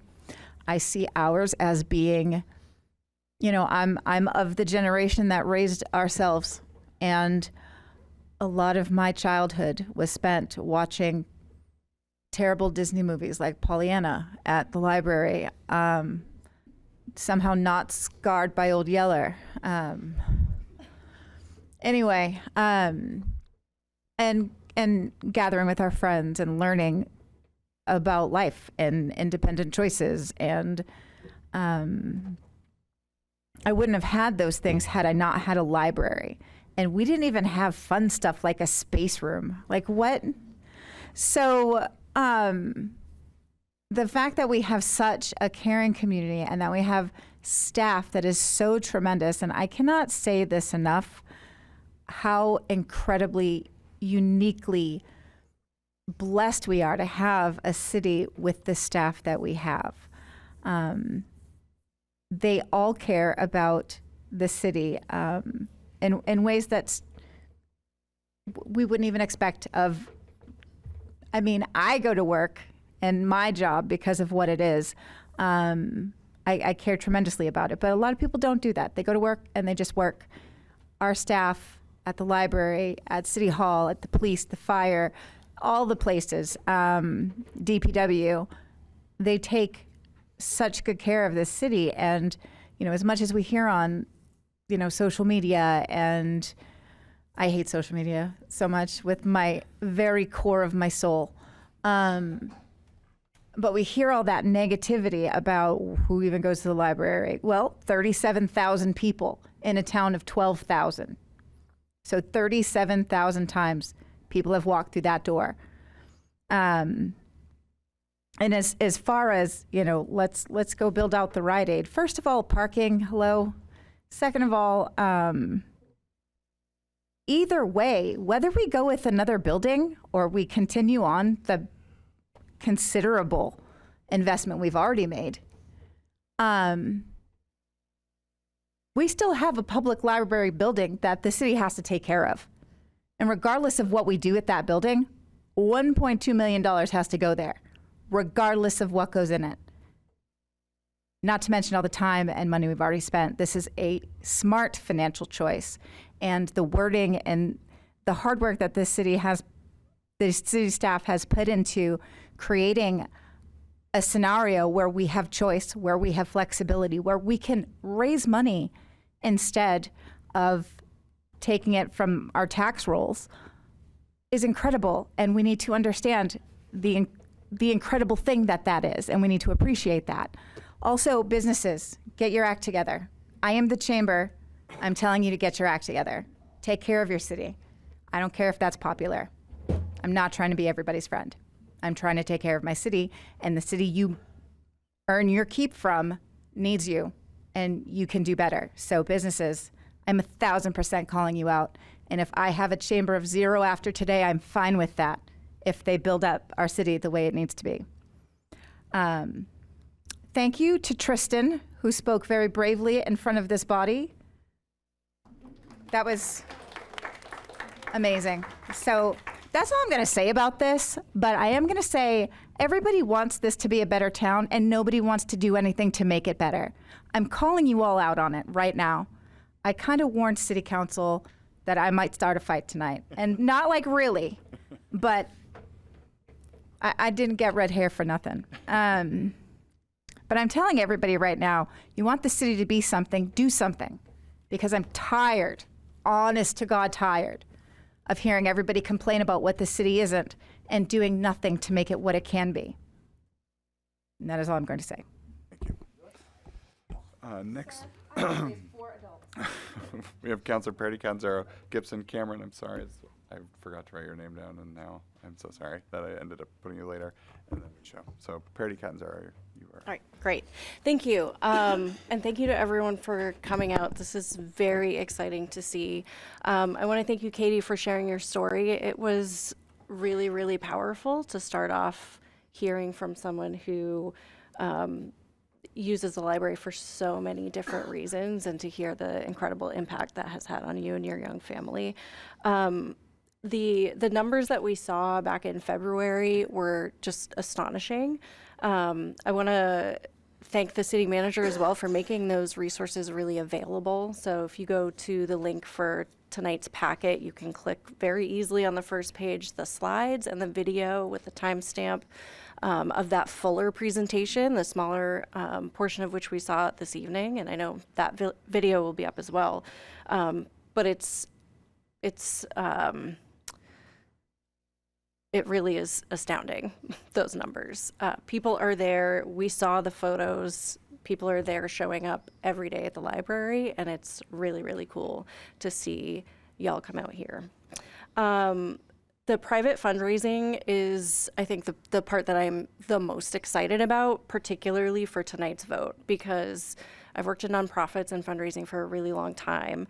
Something like this is really, really important to getting funders' attention. And there are a lot of big fundraising outfits and people that go around looking for really good projects for people that just have money and want to support good things. And something like this really makes that real. All of the scenarios that we saw this evening didn't even take into account those like really exciting, optimistic things that I think we can do together. The library, just the importance of it right now as costs are rising. I mean, I think about when, something goes awry and we lose internet at my house or we lose power, we go to the library. We have to keep working. We have meetings. There are a lot of folks who can't access online at home, and so they go to the library. This is not something that we can afford to dial back on at this time. The amount of thought and design and just smart, strategic thoughtfulness that has gone into this project over the last however many years. I remember my very first time that I ran for city council in 2019. I hosted little coffee with I wasn't a counselor yet, but coffee with a candidate, I guess. And that was one of the very first topics that community members showed up and talked about, was the accessibility issue at the library. And I'm very excited that we have continued to move forward. We've done a full feasibility study. We have gotten mock-ups of design. It's not just beautiful, like those birds on the glass is to make it so that there's not so much heat coming in through the window, so it's saving us on electricity and energy costs. I mean, it's just incredible.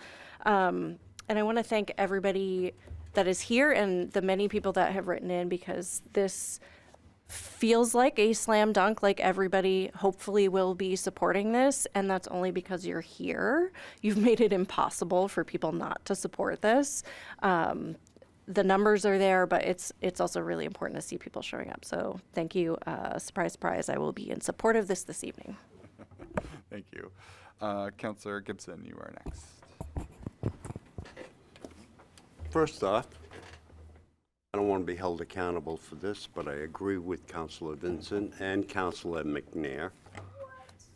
Hey, sometimes it happens.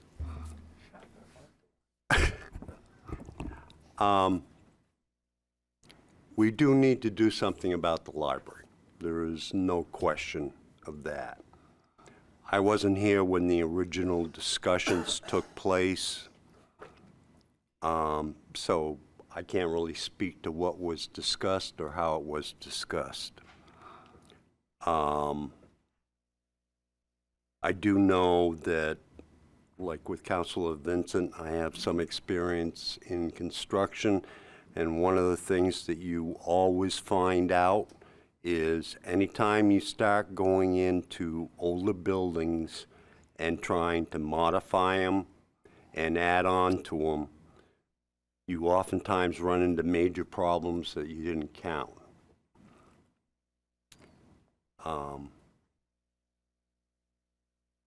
I'm going to vote for it because, unfortunately,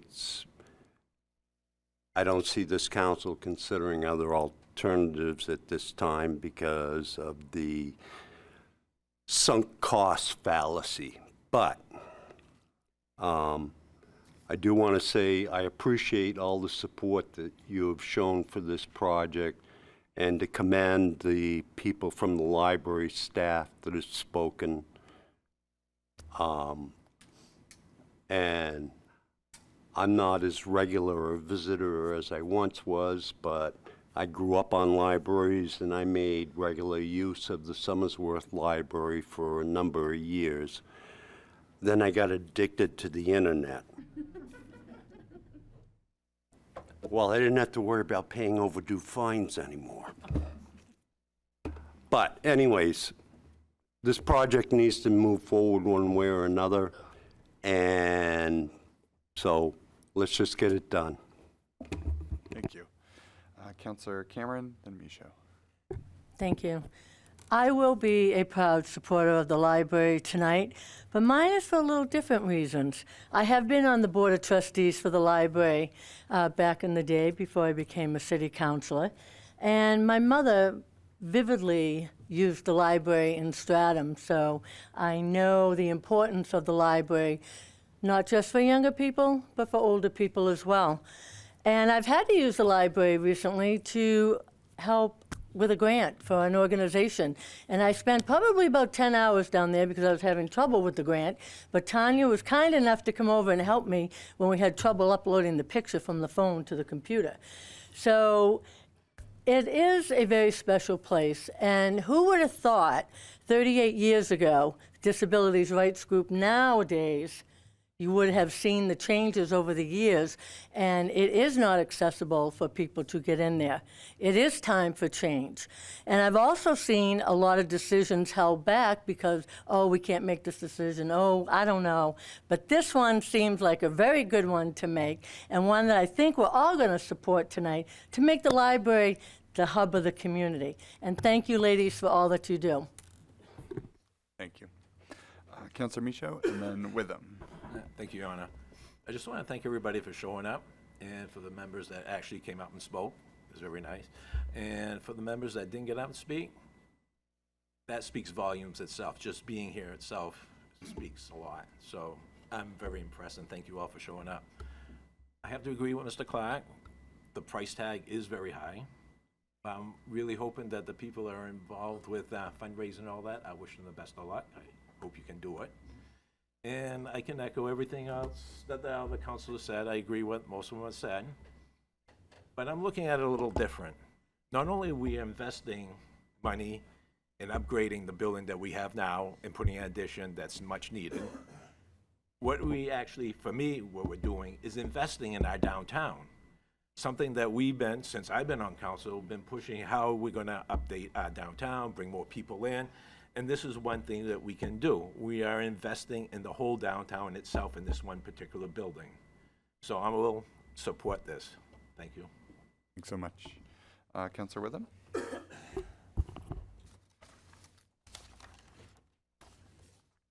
So late this afternoon, I went to visit my mom, Lorette.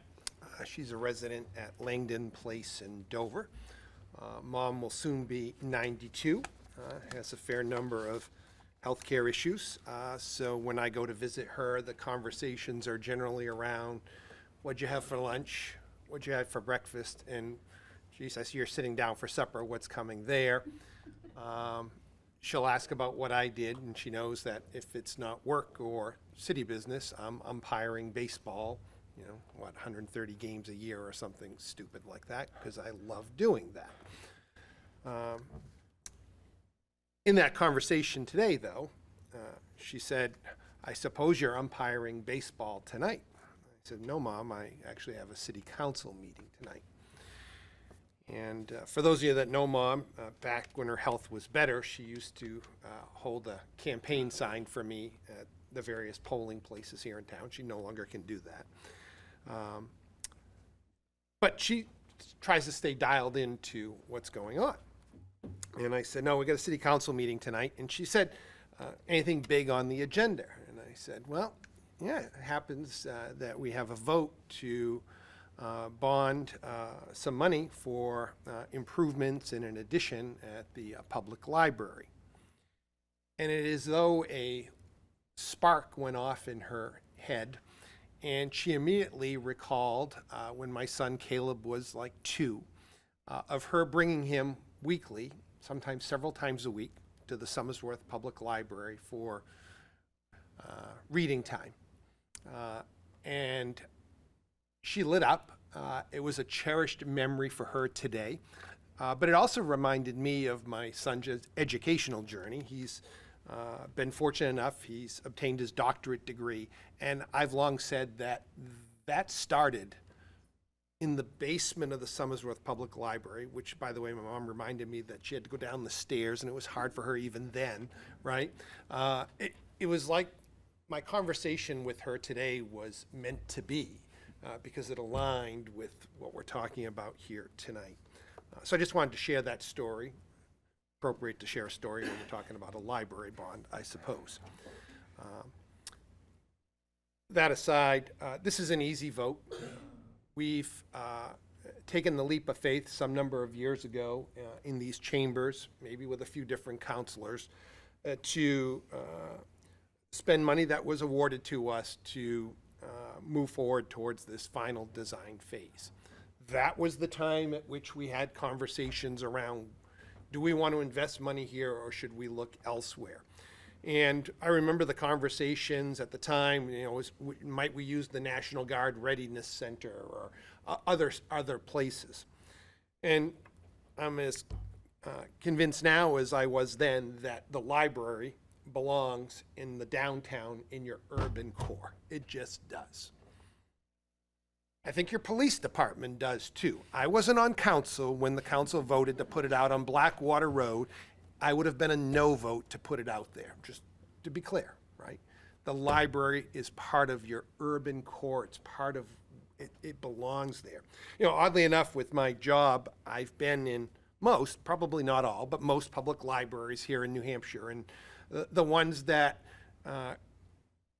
grab my attention most are those that are in the downtown urban core of the community and not on some outlying strip or busy street. They don't have the same appeal to this counselor. As for the price tag, I love the approach that we're taking here. I am committed to spending the 7.3 if we need to be very clear. But I also know that us voting on this tonight may avail ourselves to CDBG funds, to some congressionally directed spending, because we're putting the horsepower behind this, right? Those things aren't going to happen unless we show that we have the horsepower behind this. So this is an important and incredibly important step in that whole process. And I guess lastly, I just want to say thank you to the staff that is so committed to this project, to the staff that has drummed up the support that we see here tonight, certainly to our former city manager for having some foresight in looking at this, and certainly to City Manager Moore and your team for putting some additional horsepower behind this effort.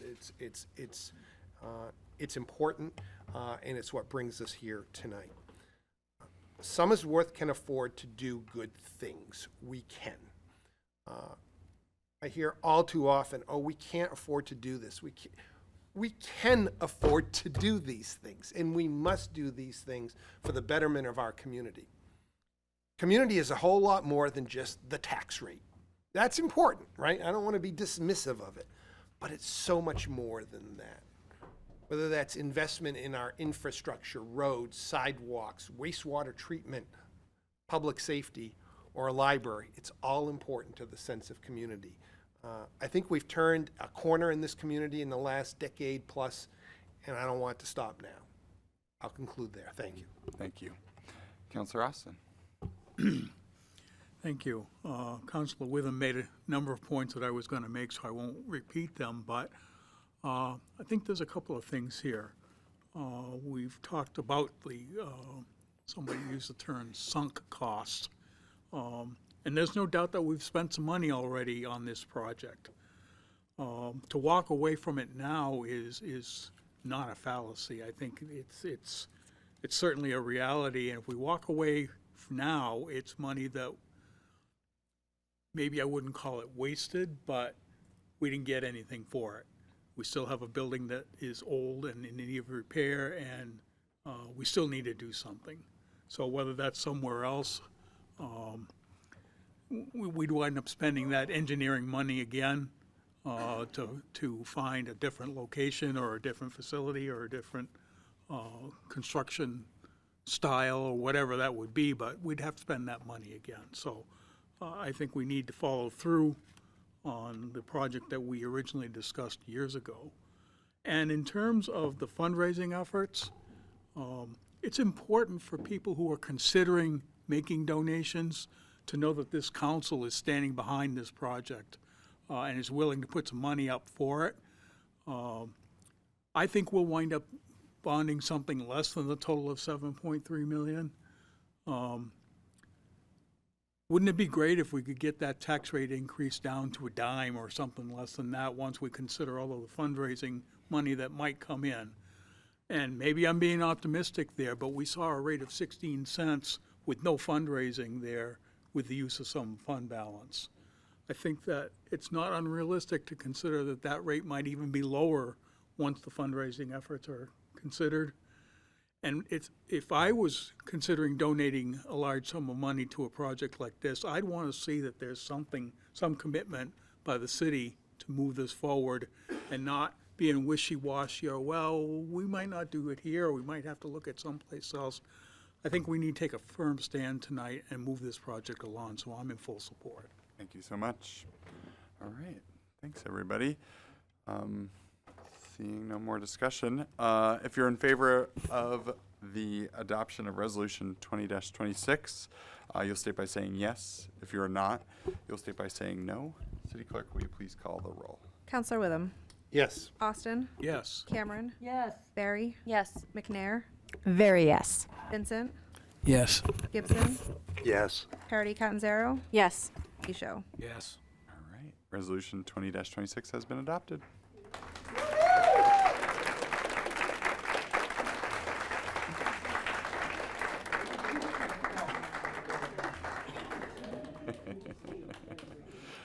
Folks out there, don't feel like you have to stay for the rest if you don't want to. You have done a great job so far. You can stay. Oh, jeez, don't say that out loud. Look at how we lose the audience. Give them what they want and they fail. Exactly.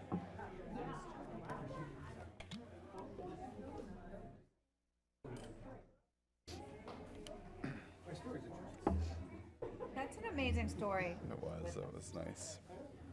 With the council Yeah, the with- story was nice. It was nice. I loved your story. I kind of got a little choked up. Yeah. That's a grand slam. Hi. Maybe inside the park. All right. All right. All right. You know what that is? No. A home run, but you didn't hit over the fence. You just ran fast. All right. I guess we'll jump to our next one. So now that we've settled a little bit. The chair will recognize the clerk for a second reading of Ordinance 13-26, which is to amend Chapter 19 Zoning Ordinance Section 3E Lot Split by Zoning District Boundaries. City Clerk. Ordinance number 1326, to amend Chapter 19 zoning ordinance, Section 3.E lots split by zoning district boundaries. Thank you. With Ordinance 13-26 having been read a first and second time, it is now open to further amendment. Seeing no amendment, the chair will seek a motion on Ordinance 13-26. Councilor Witham? Move for its adoption. Councilor Witham moves to the adoption of Ordinance 13-26, seconded by Councilor Gibson. With a motion for the council is on the adoption of Ordinance 13-26. Discussion? Councilor Witham? Yes, I know we had a communication from a resident, Patrick Babel, tonight. He did reach out to me. No one ever calls me, but he called me on this, and he is in support of this, and we had a lengthy discussion about the benefits of this, so, or in his voicemail. Again, I'm in support of this, and again, one resident did reach out to me on this. Other discussion? Okay. If you're seeing no more discussion, if you're in favor of the adoption of Ordinance 13-26, you'll state by saying yes. If you're not, you'll state by saying no. City Clerk, will you please call the roll? Counselor McNair. Yes. Vincent. Abstain. Gibson. Yes. Parity Catanzaro. Yes. Michaud. Yes. Witham. Yes. Austin. Yes. Cameron. Yes. Barry. Yes. Thank Thank you. Ordinance 13-26 has been adopted. Chair recognizes the clerk for a second reading of ordinance 14-26, which is to amend Chapter 19 zoning ordinance Section 32 form-based codes. City Clerk. Ordinance number 1426, to amend Chapter 19 zoning ordinance, Section 32 form-based codes. Thank you. With ordinance 14-26 having been read a first and now second time, it is open to further amendment. All right, seeing no amendment being offered, the chair will seek a motion on ordinance 14-26. Nobody? Councilor Gibson? Move for its acceptance. Councilor Gibson moves to the adoption of ordinance 14-26, seconded by Councilor Vincent. Motion before the council is to adopt ordinance 14-26. Discussion? Councilor Berry? I know we've heard a couple of comments around this. I just wanted to give where I am sitting with this. I think it needs to be done. I am big on mixed use, but I think if you're paying attention around what's going around other communities, that there's certain uses that are popping up that are becoming concerning. So I do think we need to keep that in here. Based on like data centers, infill, we have to look at traffic studies depending on use. So I do think that I would not be in support of getting use out of our zoning because it's there for a reason in a lot of cases. So I'm in support of this. All right, thank you so much. Councilor McNair, I saw a hand after. Are you all set, Councilor McNair? Yeah. Would you like to? Yes, please. And then Vincent, you'll go next. Just a couple of quick thoughts about the form-based codes. I know I only served pretty briefly on planning and I only step in when baseball is a priority for our counselor Witham. But baseball's important. But I don't think a lot of or enough focus has gone or conversation has happened. So I just want to make a couple of quick points, kind of echoing what Councilor Berry has said. Focusing only on appearance and not use, I think, is a huge mistake. I think it's what got us to this conversation, is not taking into account use, because there are some uses we very much don't want. Turning storefronts into homes. And while appearance does matter, it also doesn't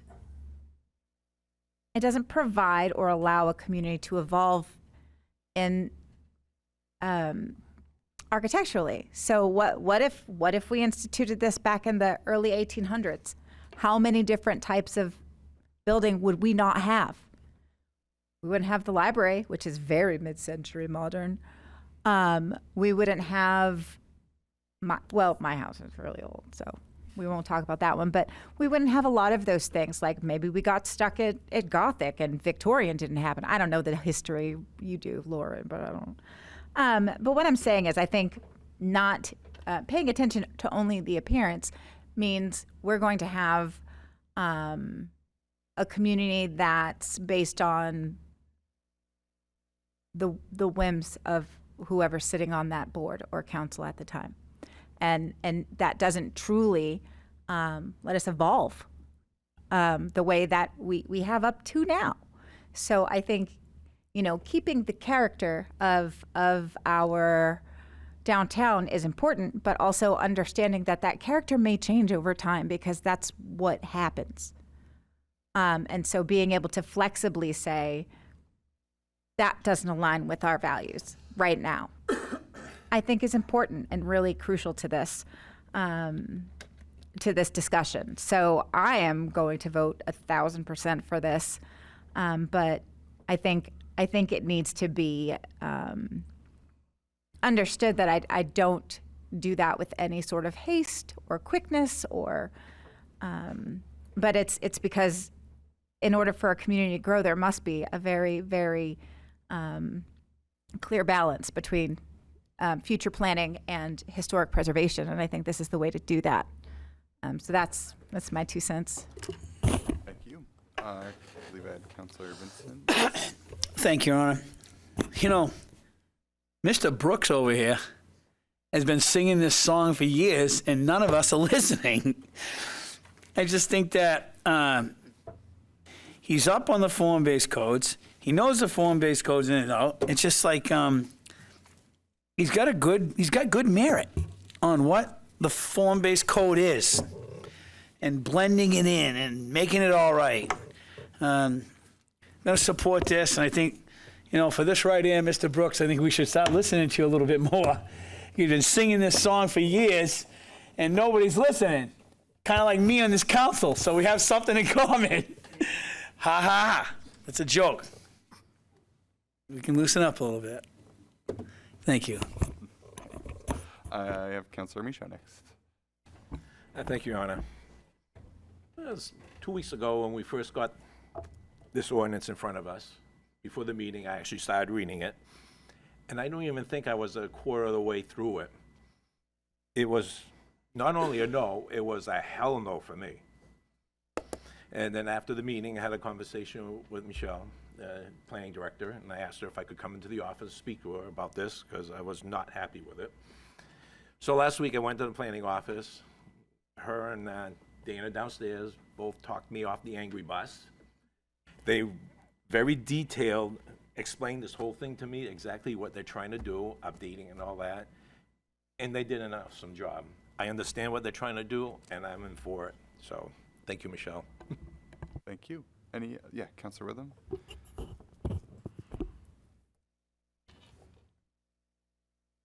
This is complicated stuff, right? We have zoning ordinance, we have form-based codes, we're in the historic overlay district, we have uses. All these things are, at the intersection at the same time, and there's no red light or stoplight, right? It's messy, right? And hard for me to wrap my hands around at times, but thank you, Councilor Michaud. I lean on staff to help guide me through some of this. At the end of the day, is use more important than appearance? In this councilor's opinion, yes. How much more? I don't know. But I joke a lot that no one calls me, which is often true on any matter. But I think if we had an inappropriate use in the downtown, someone's calling me on that. If we had a building that didn't fit the form and function so well, no one's calling me on that. So I think we need to be mindful of both, but we can't ignore use. So I'll support this. Thank you. Other discussion? Okay. Seeing none, if you are in favor of the adoption of ordinance 1426, yes, you'll state by saying yes. If you're not, you'll state by saying no. City Clerk, will you please call the roll? Councilor McNair. Yes. Vincent. Yes. Gibson. Yes. Parity Catanzaro. Yes. Michaud. Yes. Witham. Yes. Austin. Yes. Cameron. Yes. Barry. Yes. Right, thank you. Ordinance 1426 has been adopted. Chair recognizes the clerk for a second reading on ordinance 1526, which is to amend Chapter 4, Personnel Rules and Regulations. City Clerk. Ordinance number 1526, to amend Chapter 4, Personnel Rules and Regulations. Thank you. With ordinance 1526 having been read a first and second time, is open to further amendment. Seeing no amendment. If you're in favor, or excuse me, I'll be seeking a motion, on ordinance 1526. Councilor McNair. I move to adopt. Thank you. Councilor McNair moves for the adoption of ordinance 1526, seconded by, I think, Witham. Motion for the council is on the adoption of ordinance 1526. Discussion? Seeing none. If you're in favor of the adoption of ordinance 1526, you'll state by saying yes. If you're not, you'll state by saying no. City Clerk, will you please call the roll? Councilor Michaud. Yes. Witham. Yes. Austin. Yes. Cameron. Yes. Barry. Yes. McNair. Yes. Vincent. Excuse again, I guess. Gibson. Yes. Parity Catanzaro. Yes. Ordinance 1526 has been adopted. Thank you. Chair recognizes the clerk for a second reading on Resolution 2126, which is a vote to authorize a bond to replace the water main on Indigo Hill Road and Old Rochester Road. City Clerk. Resolution number 2126, vote to authorize a bond to replace the water mains on Indigo Hill Road and Old Rochester Road. Thank you. With Resolution 2126 having been read a first, Resolution 2126, I had my numbers wrong. Having read a first and second time, it is open to amendment. Sorry. No amendment being offered. Chair will seek a motion on Resolution 2126. Councillor Barry. Motion to approve. Councillor Barry moves the adoption of Resolution 2126, seconded by Councillor Witham. The motion for the council is to adopt Resolution 2126. Discussion. We'll do Barry and then Witham. I believe it was talked about last time that this is something that we should be doing. It needs to be done. It's kind of one of those easy decision ones for me, so. Thank you. Councillor Witham. Thank you. We have been steadily working towards improving our water infrastructure around the city. This is the next step in that process. We know through our current funding strategies that we can afford to do this. We also know that we have some larger ticket items pending on our water side, a new standpipe, upgrades to the water treatment facility, and additional water main work down the road that we will need to fund as well. To that end, I think I spoke at our last meeting in a report out that we have agreed with the city manager to hire a consulting firm to look at our water rates, which would look at where they are now, where they need to be given the laundry list of infrastructure projects that we have teed up in front of us. But this one is present right now, and we can do this. Thank you. Other discussion? Oh, I thought that was a hand, but it's not. Seeing no more discussion, if you're in favor of the adoption of Resolution 2126, you'll state by saying yes. If you're not, you'll state by saying no. City Clerk, will you please call the roll? Councillor Witham. Yes. Austin. Yes. Cameron. Yes. Barry. Yes. McNair. Yes. Vincent. Yes. Gibson. Yes. Parity Catanzaro. Yes. Michaud. Yes. Resolution 2126 has been adopted. Thank you.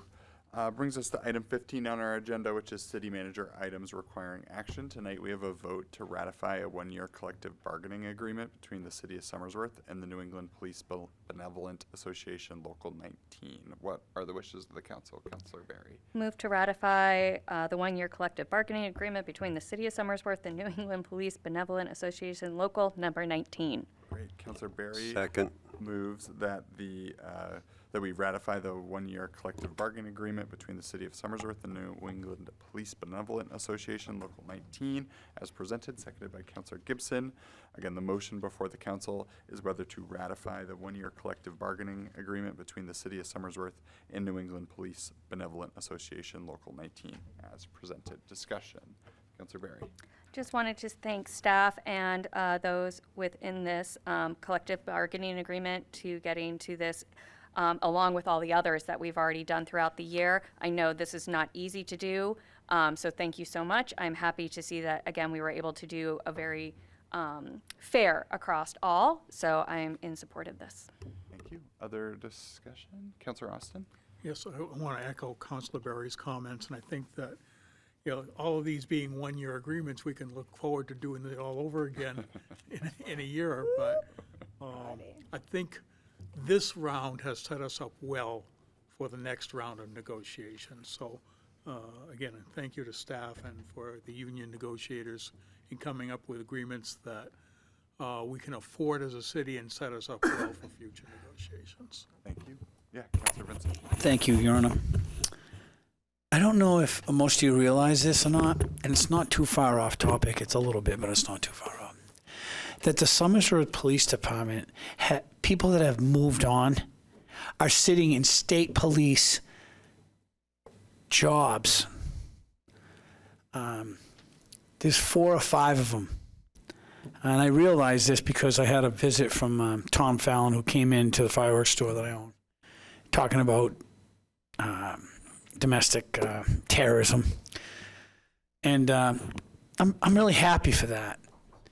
And they were working there when they weren't even getting top pay. Now they're getting better pay. Pay is only one part of it. We're doing a lot more with training and so forth, thus the fire department too. So I'm proudly going to vote yes on this because they do a great job. Thank you. Thank you. Other discussion? Okay, seeing no more discussion, if you're in favor of the ratification, you'll state by saying yes. If you're not, you'll state by saying no. City Clerk, will you please call the roll? Councillor Barry. Yes. McNair. Absolutely yes. Vincent. Yes. Gibson. Yes. Parity Catanzaro, Yes. Micho, Yes. Witham, Yes. Austin, Yes. Cameron. Yes. Collective bargaining agreement is ratified. Thank you. Brings us to item 16, which is items under other. We have none. Brings us to item 17, which is comments by visitors. Again, the Somersworth City Council and Mayor's Office welcome all visitors and encourage you to voice your opinions and views at council meetings. In accordance with Council Rule 7-C, a time limit of 5 minutes per person shall be in effect unless the council wishes to suspend the rules. Speakers shall not enter into a debate with any persons, the mayor, council members, city manager, or department heads. Is there anyone who wishes to speak this evening? Yes, thank you. If you could state your name and ward in which you live.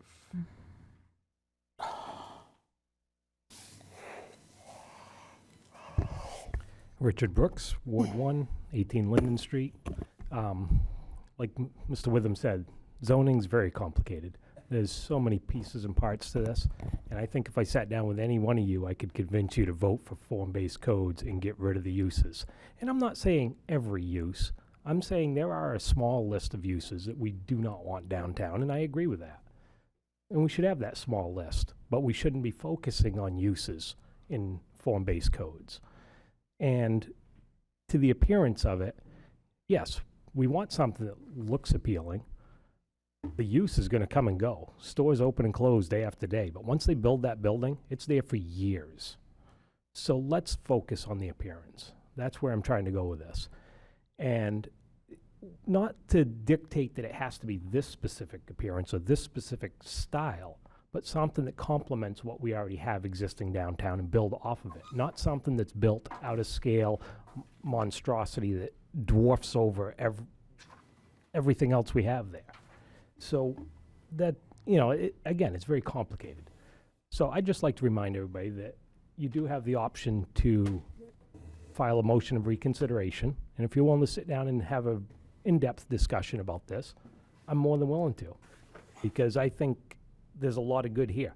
Just like somebody said, at the whim of whatever board is here. Well, if we had a form-based code that had better direction, the developers would know what to expect, what we would like to see, and it would keep the boards focused on that direction rather than at the whim of that board. So this is why I am so outspoken about form-based codes, and I'm going to continue to be. And if anybody would like to sit down and discuss this, I'd love to get one of you to put in a motion of reconsideration and bring this to a vote again. Thank you. Thank you. Are there others wishing to make public comment this evening? Again, thank you. If you could state your name and where you live. Ethan Clark, Ward 1. First and foremost, I want to thank the folks at Public Works and Councilor Witham. The road on Rocky Hill has been filled in.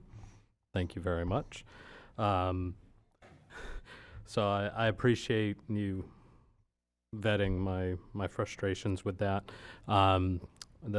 We have a pretty good community over in that side. And I was reminded while I was sitting there, we are still awaiting an update if we can get a more consistent schedule for the paving. In less colorful worlds, the fact that Rochester's grader is down is not the residents of Somersworth's problem. We pay our taxes. It's the job of the city to provide a graded road. So if Rochester has a grader that is down, it is the city's job to get one and get the road graded. So I'll just leave that at that, but I'm very thankful for the priority for getting that done. But the consensus is still we would like a more consistent schedule that's a little bit more routine. Two other items that I've been bringing up consistently this year, and to kind of address Councilor McNair's comment earlier about people getting involved. For me, 2026 will be my third year consistently attending these meetings. I think most of the people in this chamber can account for my attendance here. The most common thing that I run into is, Ethan, you've been going there for 2.5 years. Every point you bring up is very well thought out and well presented, and seems like it just goes on deaf ears. I get comments on the side of, hey, that was a great point you brought up. Great point. That's a great point. So I would say, just as somebody who has been showing up, putting in the work, offering an opinion that is maybe different sometimes, but I usually try and make it a point to make it respectful, consider it from other angles. There are very few of the opinions that I present that residents see traction on, which does discourage a portion of the residents to get more involved. Ethan, you go there all the time, nothing ever happens with anything that you bring up. So 2 items that I would like to bring up again, especially with the fundraising for the library. Tax abatements for businesses that contribute to a direct fundraising event like a library, giving them some type. I'm not saying we need to give them tens and 20s and thousands of dollars. You give them something while the iron's hot, you'd be amazed at probably what the response is just because you're giving them something. Doesn't need to be millions and millions of dollars, but hey, you're going to get more here. I've been preaching that and just bringing it up respectively for over a year. The council has never even brought up a discussion about it. Second one is revising our income-based abatement forms for the elderly. I've been more consistent about it this year, but I've been consistently bringing this up for almost 2 years. A conversation in this chamber has never even been had about revising that policy. So, thank you very much for your time. Thank you. Thank you. Others wishing to make comment this evening? Seeing no more, we will move on to item 18, which is counselors seeking to be recognized. Counselor Austin, you are up first. Thank you.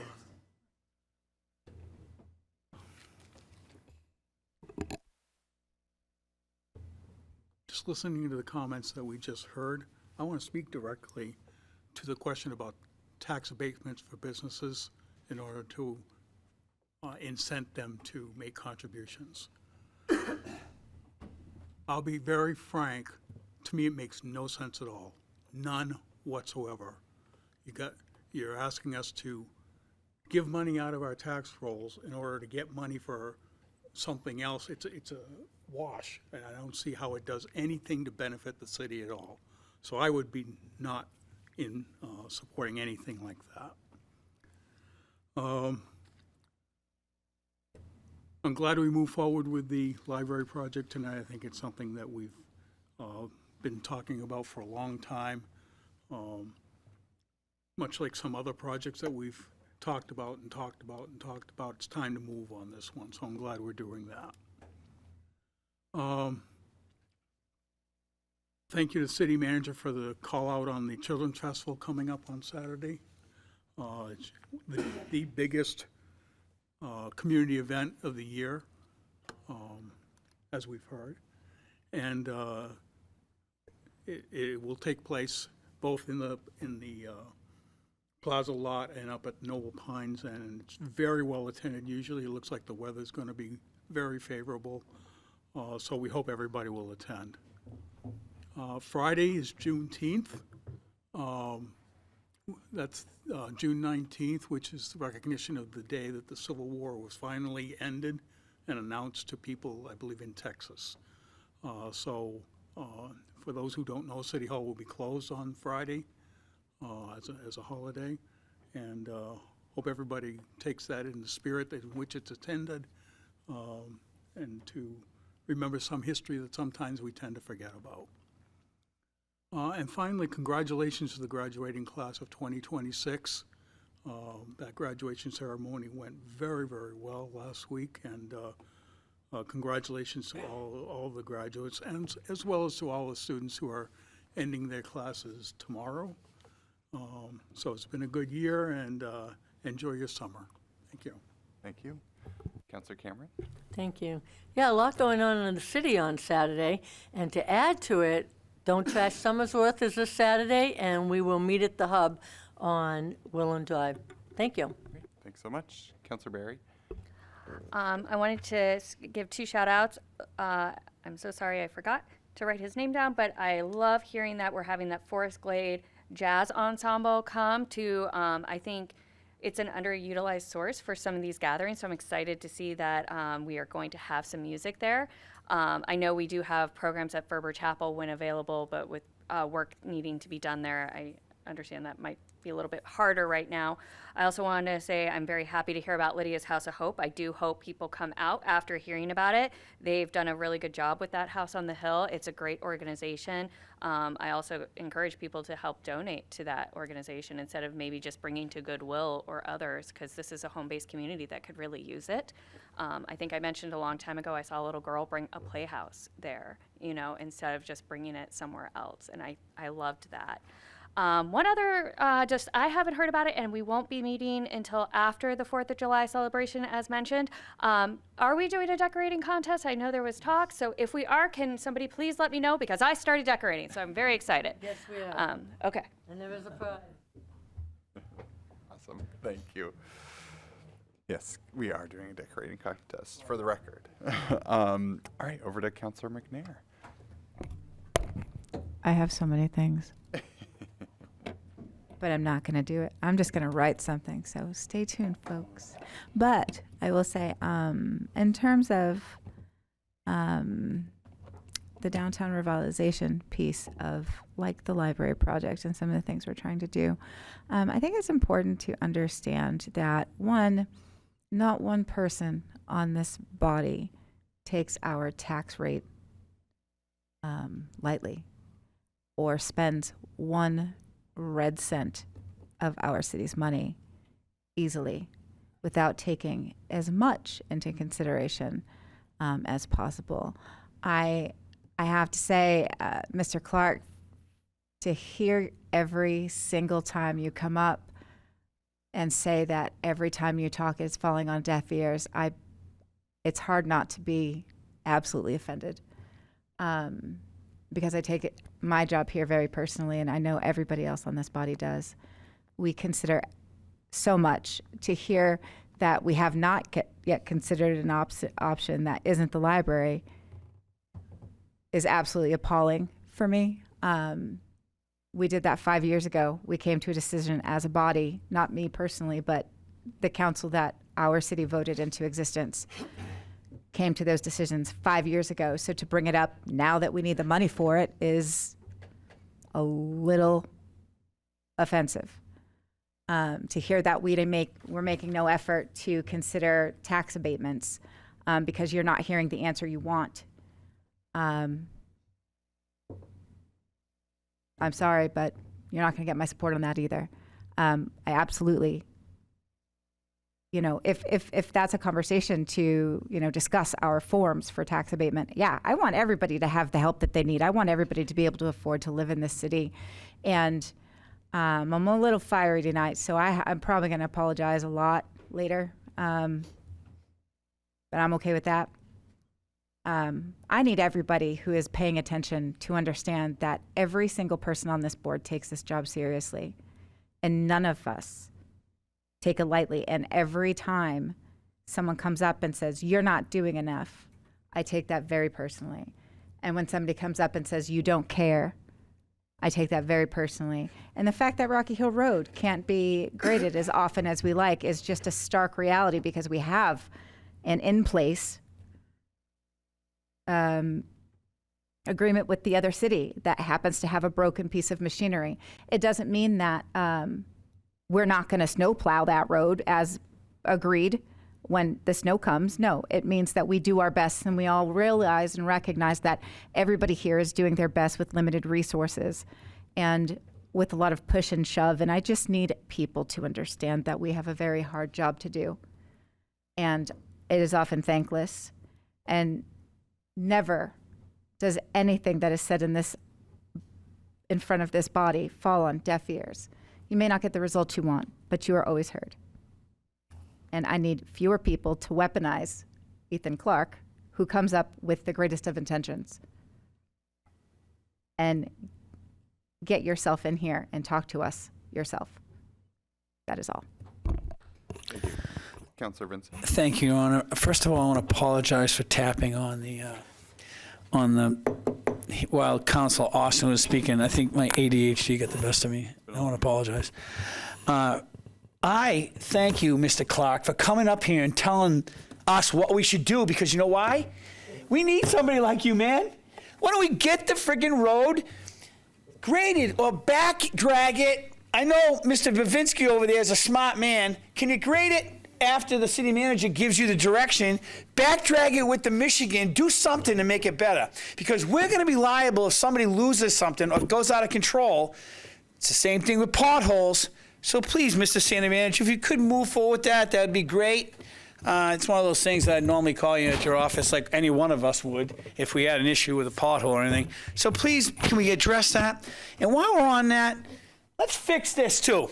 I don't know how long we've had a problem with it. I don't care what we have to do to fix it. I know I'm only one counselor, and it's not your issue, but you're the city manager, so I have to tell you. So fix it. I don't care what we have to do, just like our potholes. I remember Counselor up on the hill there. I can't remember his name. Dale Sprague. He told you to fill the potholes with salt if you had to. You remember that? So please, let's get it fixed. We can spend money on everything else. Let's get this fixed. Probably a small issue. Maybe it's not. You've been working on it. Let's fix it. The picnic. The volunteer picnic was incredible, Michelle. I know that you probably didn't have a lot to do with it. You said you didn't, but I think you did. And your what? Oh, your employees, Anna and Dana, and I don't want to miss anybody else. So if I am, just yell it to me. Who? Shane.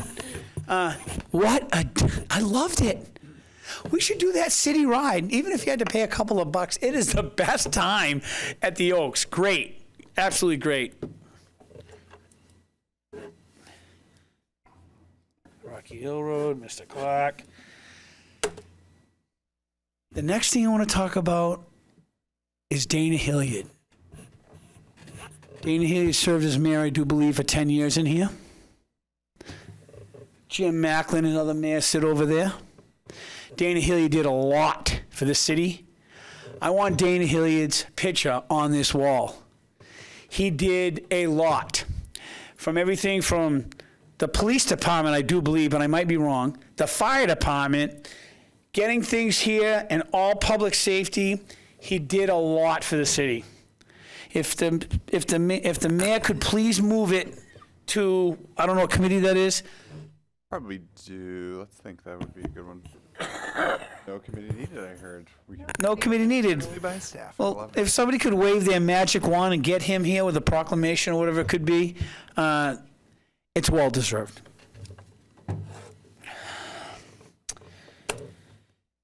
Now I'm going to talk to you about Hilltop Fireworks. I own Hilltop Fireworks. I'm very proud of it. But what I'm more proud of is this. I donate a ton of money. We've done over $500,000 in the 19 years we've been with the company. We donate to various organizations. I told a story one time we donated to a former fire chief to get his stepson a lung. A year later, he sent me a message in the mail, and I was crying at the end of my driveway, saying how he has freedom and he's made it past the rejection point. I love that. So I'm always around this time of year telling people in the business, come out and help donate. This year I'm donating $2,500 to the mayor with his fund. I'm also donating, I think at this time we're way beyond our numbers, to give 500 to 1,000 to each fire, police, and public works. It's a small amount, but it's something to kind of make things like the senior picnic go, and there'll be other people. The money's almost exhausted. And I just want to say that on the 26th, we'll be doing I don't know if they call it a Children's Festival still? The celebration Night. Yeah. Celebration night. Thank you. And I just want to make it clear, they pay me $3,500, I think. I don't even know. But they pay me really zero because I double it. So I give them $7,000 worth of fireworks and light it for free. It's a heck of a time. Last year, I thought it was some of the best fireworks. I'm sorry, I know I do it, and I'm not trying to put a feather on my own cap, but some of the best fireworks. And the kids love it, and the community loves it. So please come out. Please come out. That's all I have. Thank you. Thank you. Councilor Gibson? Just a quick commentary, and I'll be done. It has always fascinated me how people that are successful in life will donate all kinds of money to the university that they attended, and yet the community that raised them and educated them, they won't even think about giving a cent to. That's a great point. That's a good point. And I don't understand it, because they wouldn't have been to that university if it hadn't been for the people that brought them into this world and helped them grow up to be the people that they were. So, if you're in business, just think about that fact. Thank you. Councilor Parity Catanzaro? Yes, thank you. Yeah, I just would like to thank the staff for all of the work that they do to support the resolutions that come before us. I won't echo a whole lot of things, but I really appreciate, and I know that you all listen to all of the comments that are made here, and that's what gives me such confidence to be able to support what comes forward. And I just want to respect everyone's time, so that will be it for me tonight. Thank you. Thank you. Councilor Michaud? Thank you, Anna. I'm sitting here debating if I should make a comment on form-based codes or not. And I realize since I've been on council, when I'm this upset, keep my mouth shut. But I do reserve the right that at a future meeting that I will bring this up. So with that being said, I just want to thank everybody down in the planning department for last week's gathering, the celebration, thanks, appreciation night for all the land board use. It was a good time had by all. Another excellent turnout. So I want to thank them for that. And I just want to wish everybody a happy 4th of July. We won't be here until after the 4th, so everybody please stay safe and enjoy it. And don't forget, go to the fireworks that Kenny will be doing the week after the Children's Festival. Thank you. Thank you. And Councilor Witham?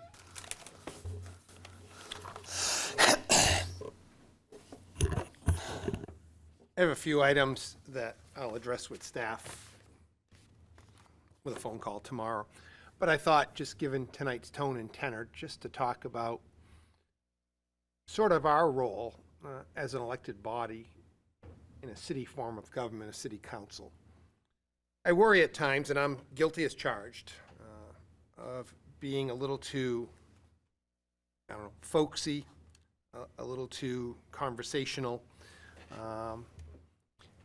almost to the point where at times we feel, or I feel, like we're acting more like a board of selectmen with sort of dialogue back and forth with constituents, and that's not what we are. We are an elected body to set policy. To vote on things like bonds, to vote on things like ordinances, to vote on things like resolutions. When it comes to day-to-day operations, and again, selectmen deal with personnel matters. They deal with they sign budget requisitions. It's an entirely different thing than what we are as a city council. But at times, and I think part of that is our size and our, we're small, that we tilt in that direction maybe more than we should. I think we need to live at the policy level, and I need to remind myself of that, and I ask my counterparts here to remind me of that when needed. I love to talk about grading roads. I love to talk about picking up trash. I'd like to talk about, how high the flagpole should be. Whatever it is, right? Because I'm that sort of detailed guy, but that's not our world. Let's stay at the policy level, and I need to be reminded maybe more than most. Thank you. Thank you. All right. Brings us to our last agenda item, which is adjournment. Council Vincent moves that the city council stand in adjournment until the next regularly scheduled meeting, seconded by Councilor Barry. Question for the council is adjournment. If you're in favor, you'll state by saying aye. If you're opposed, you'll state by saying nay. All in favor? Aye. All opposed? All right, we are adjourned. Thank you so much.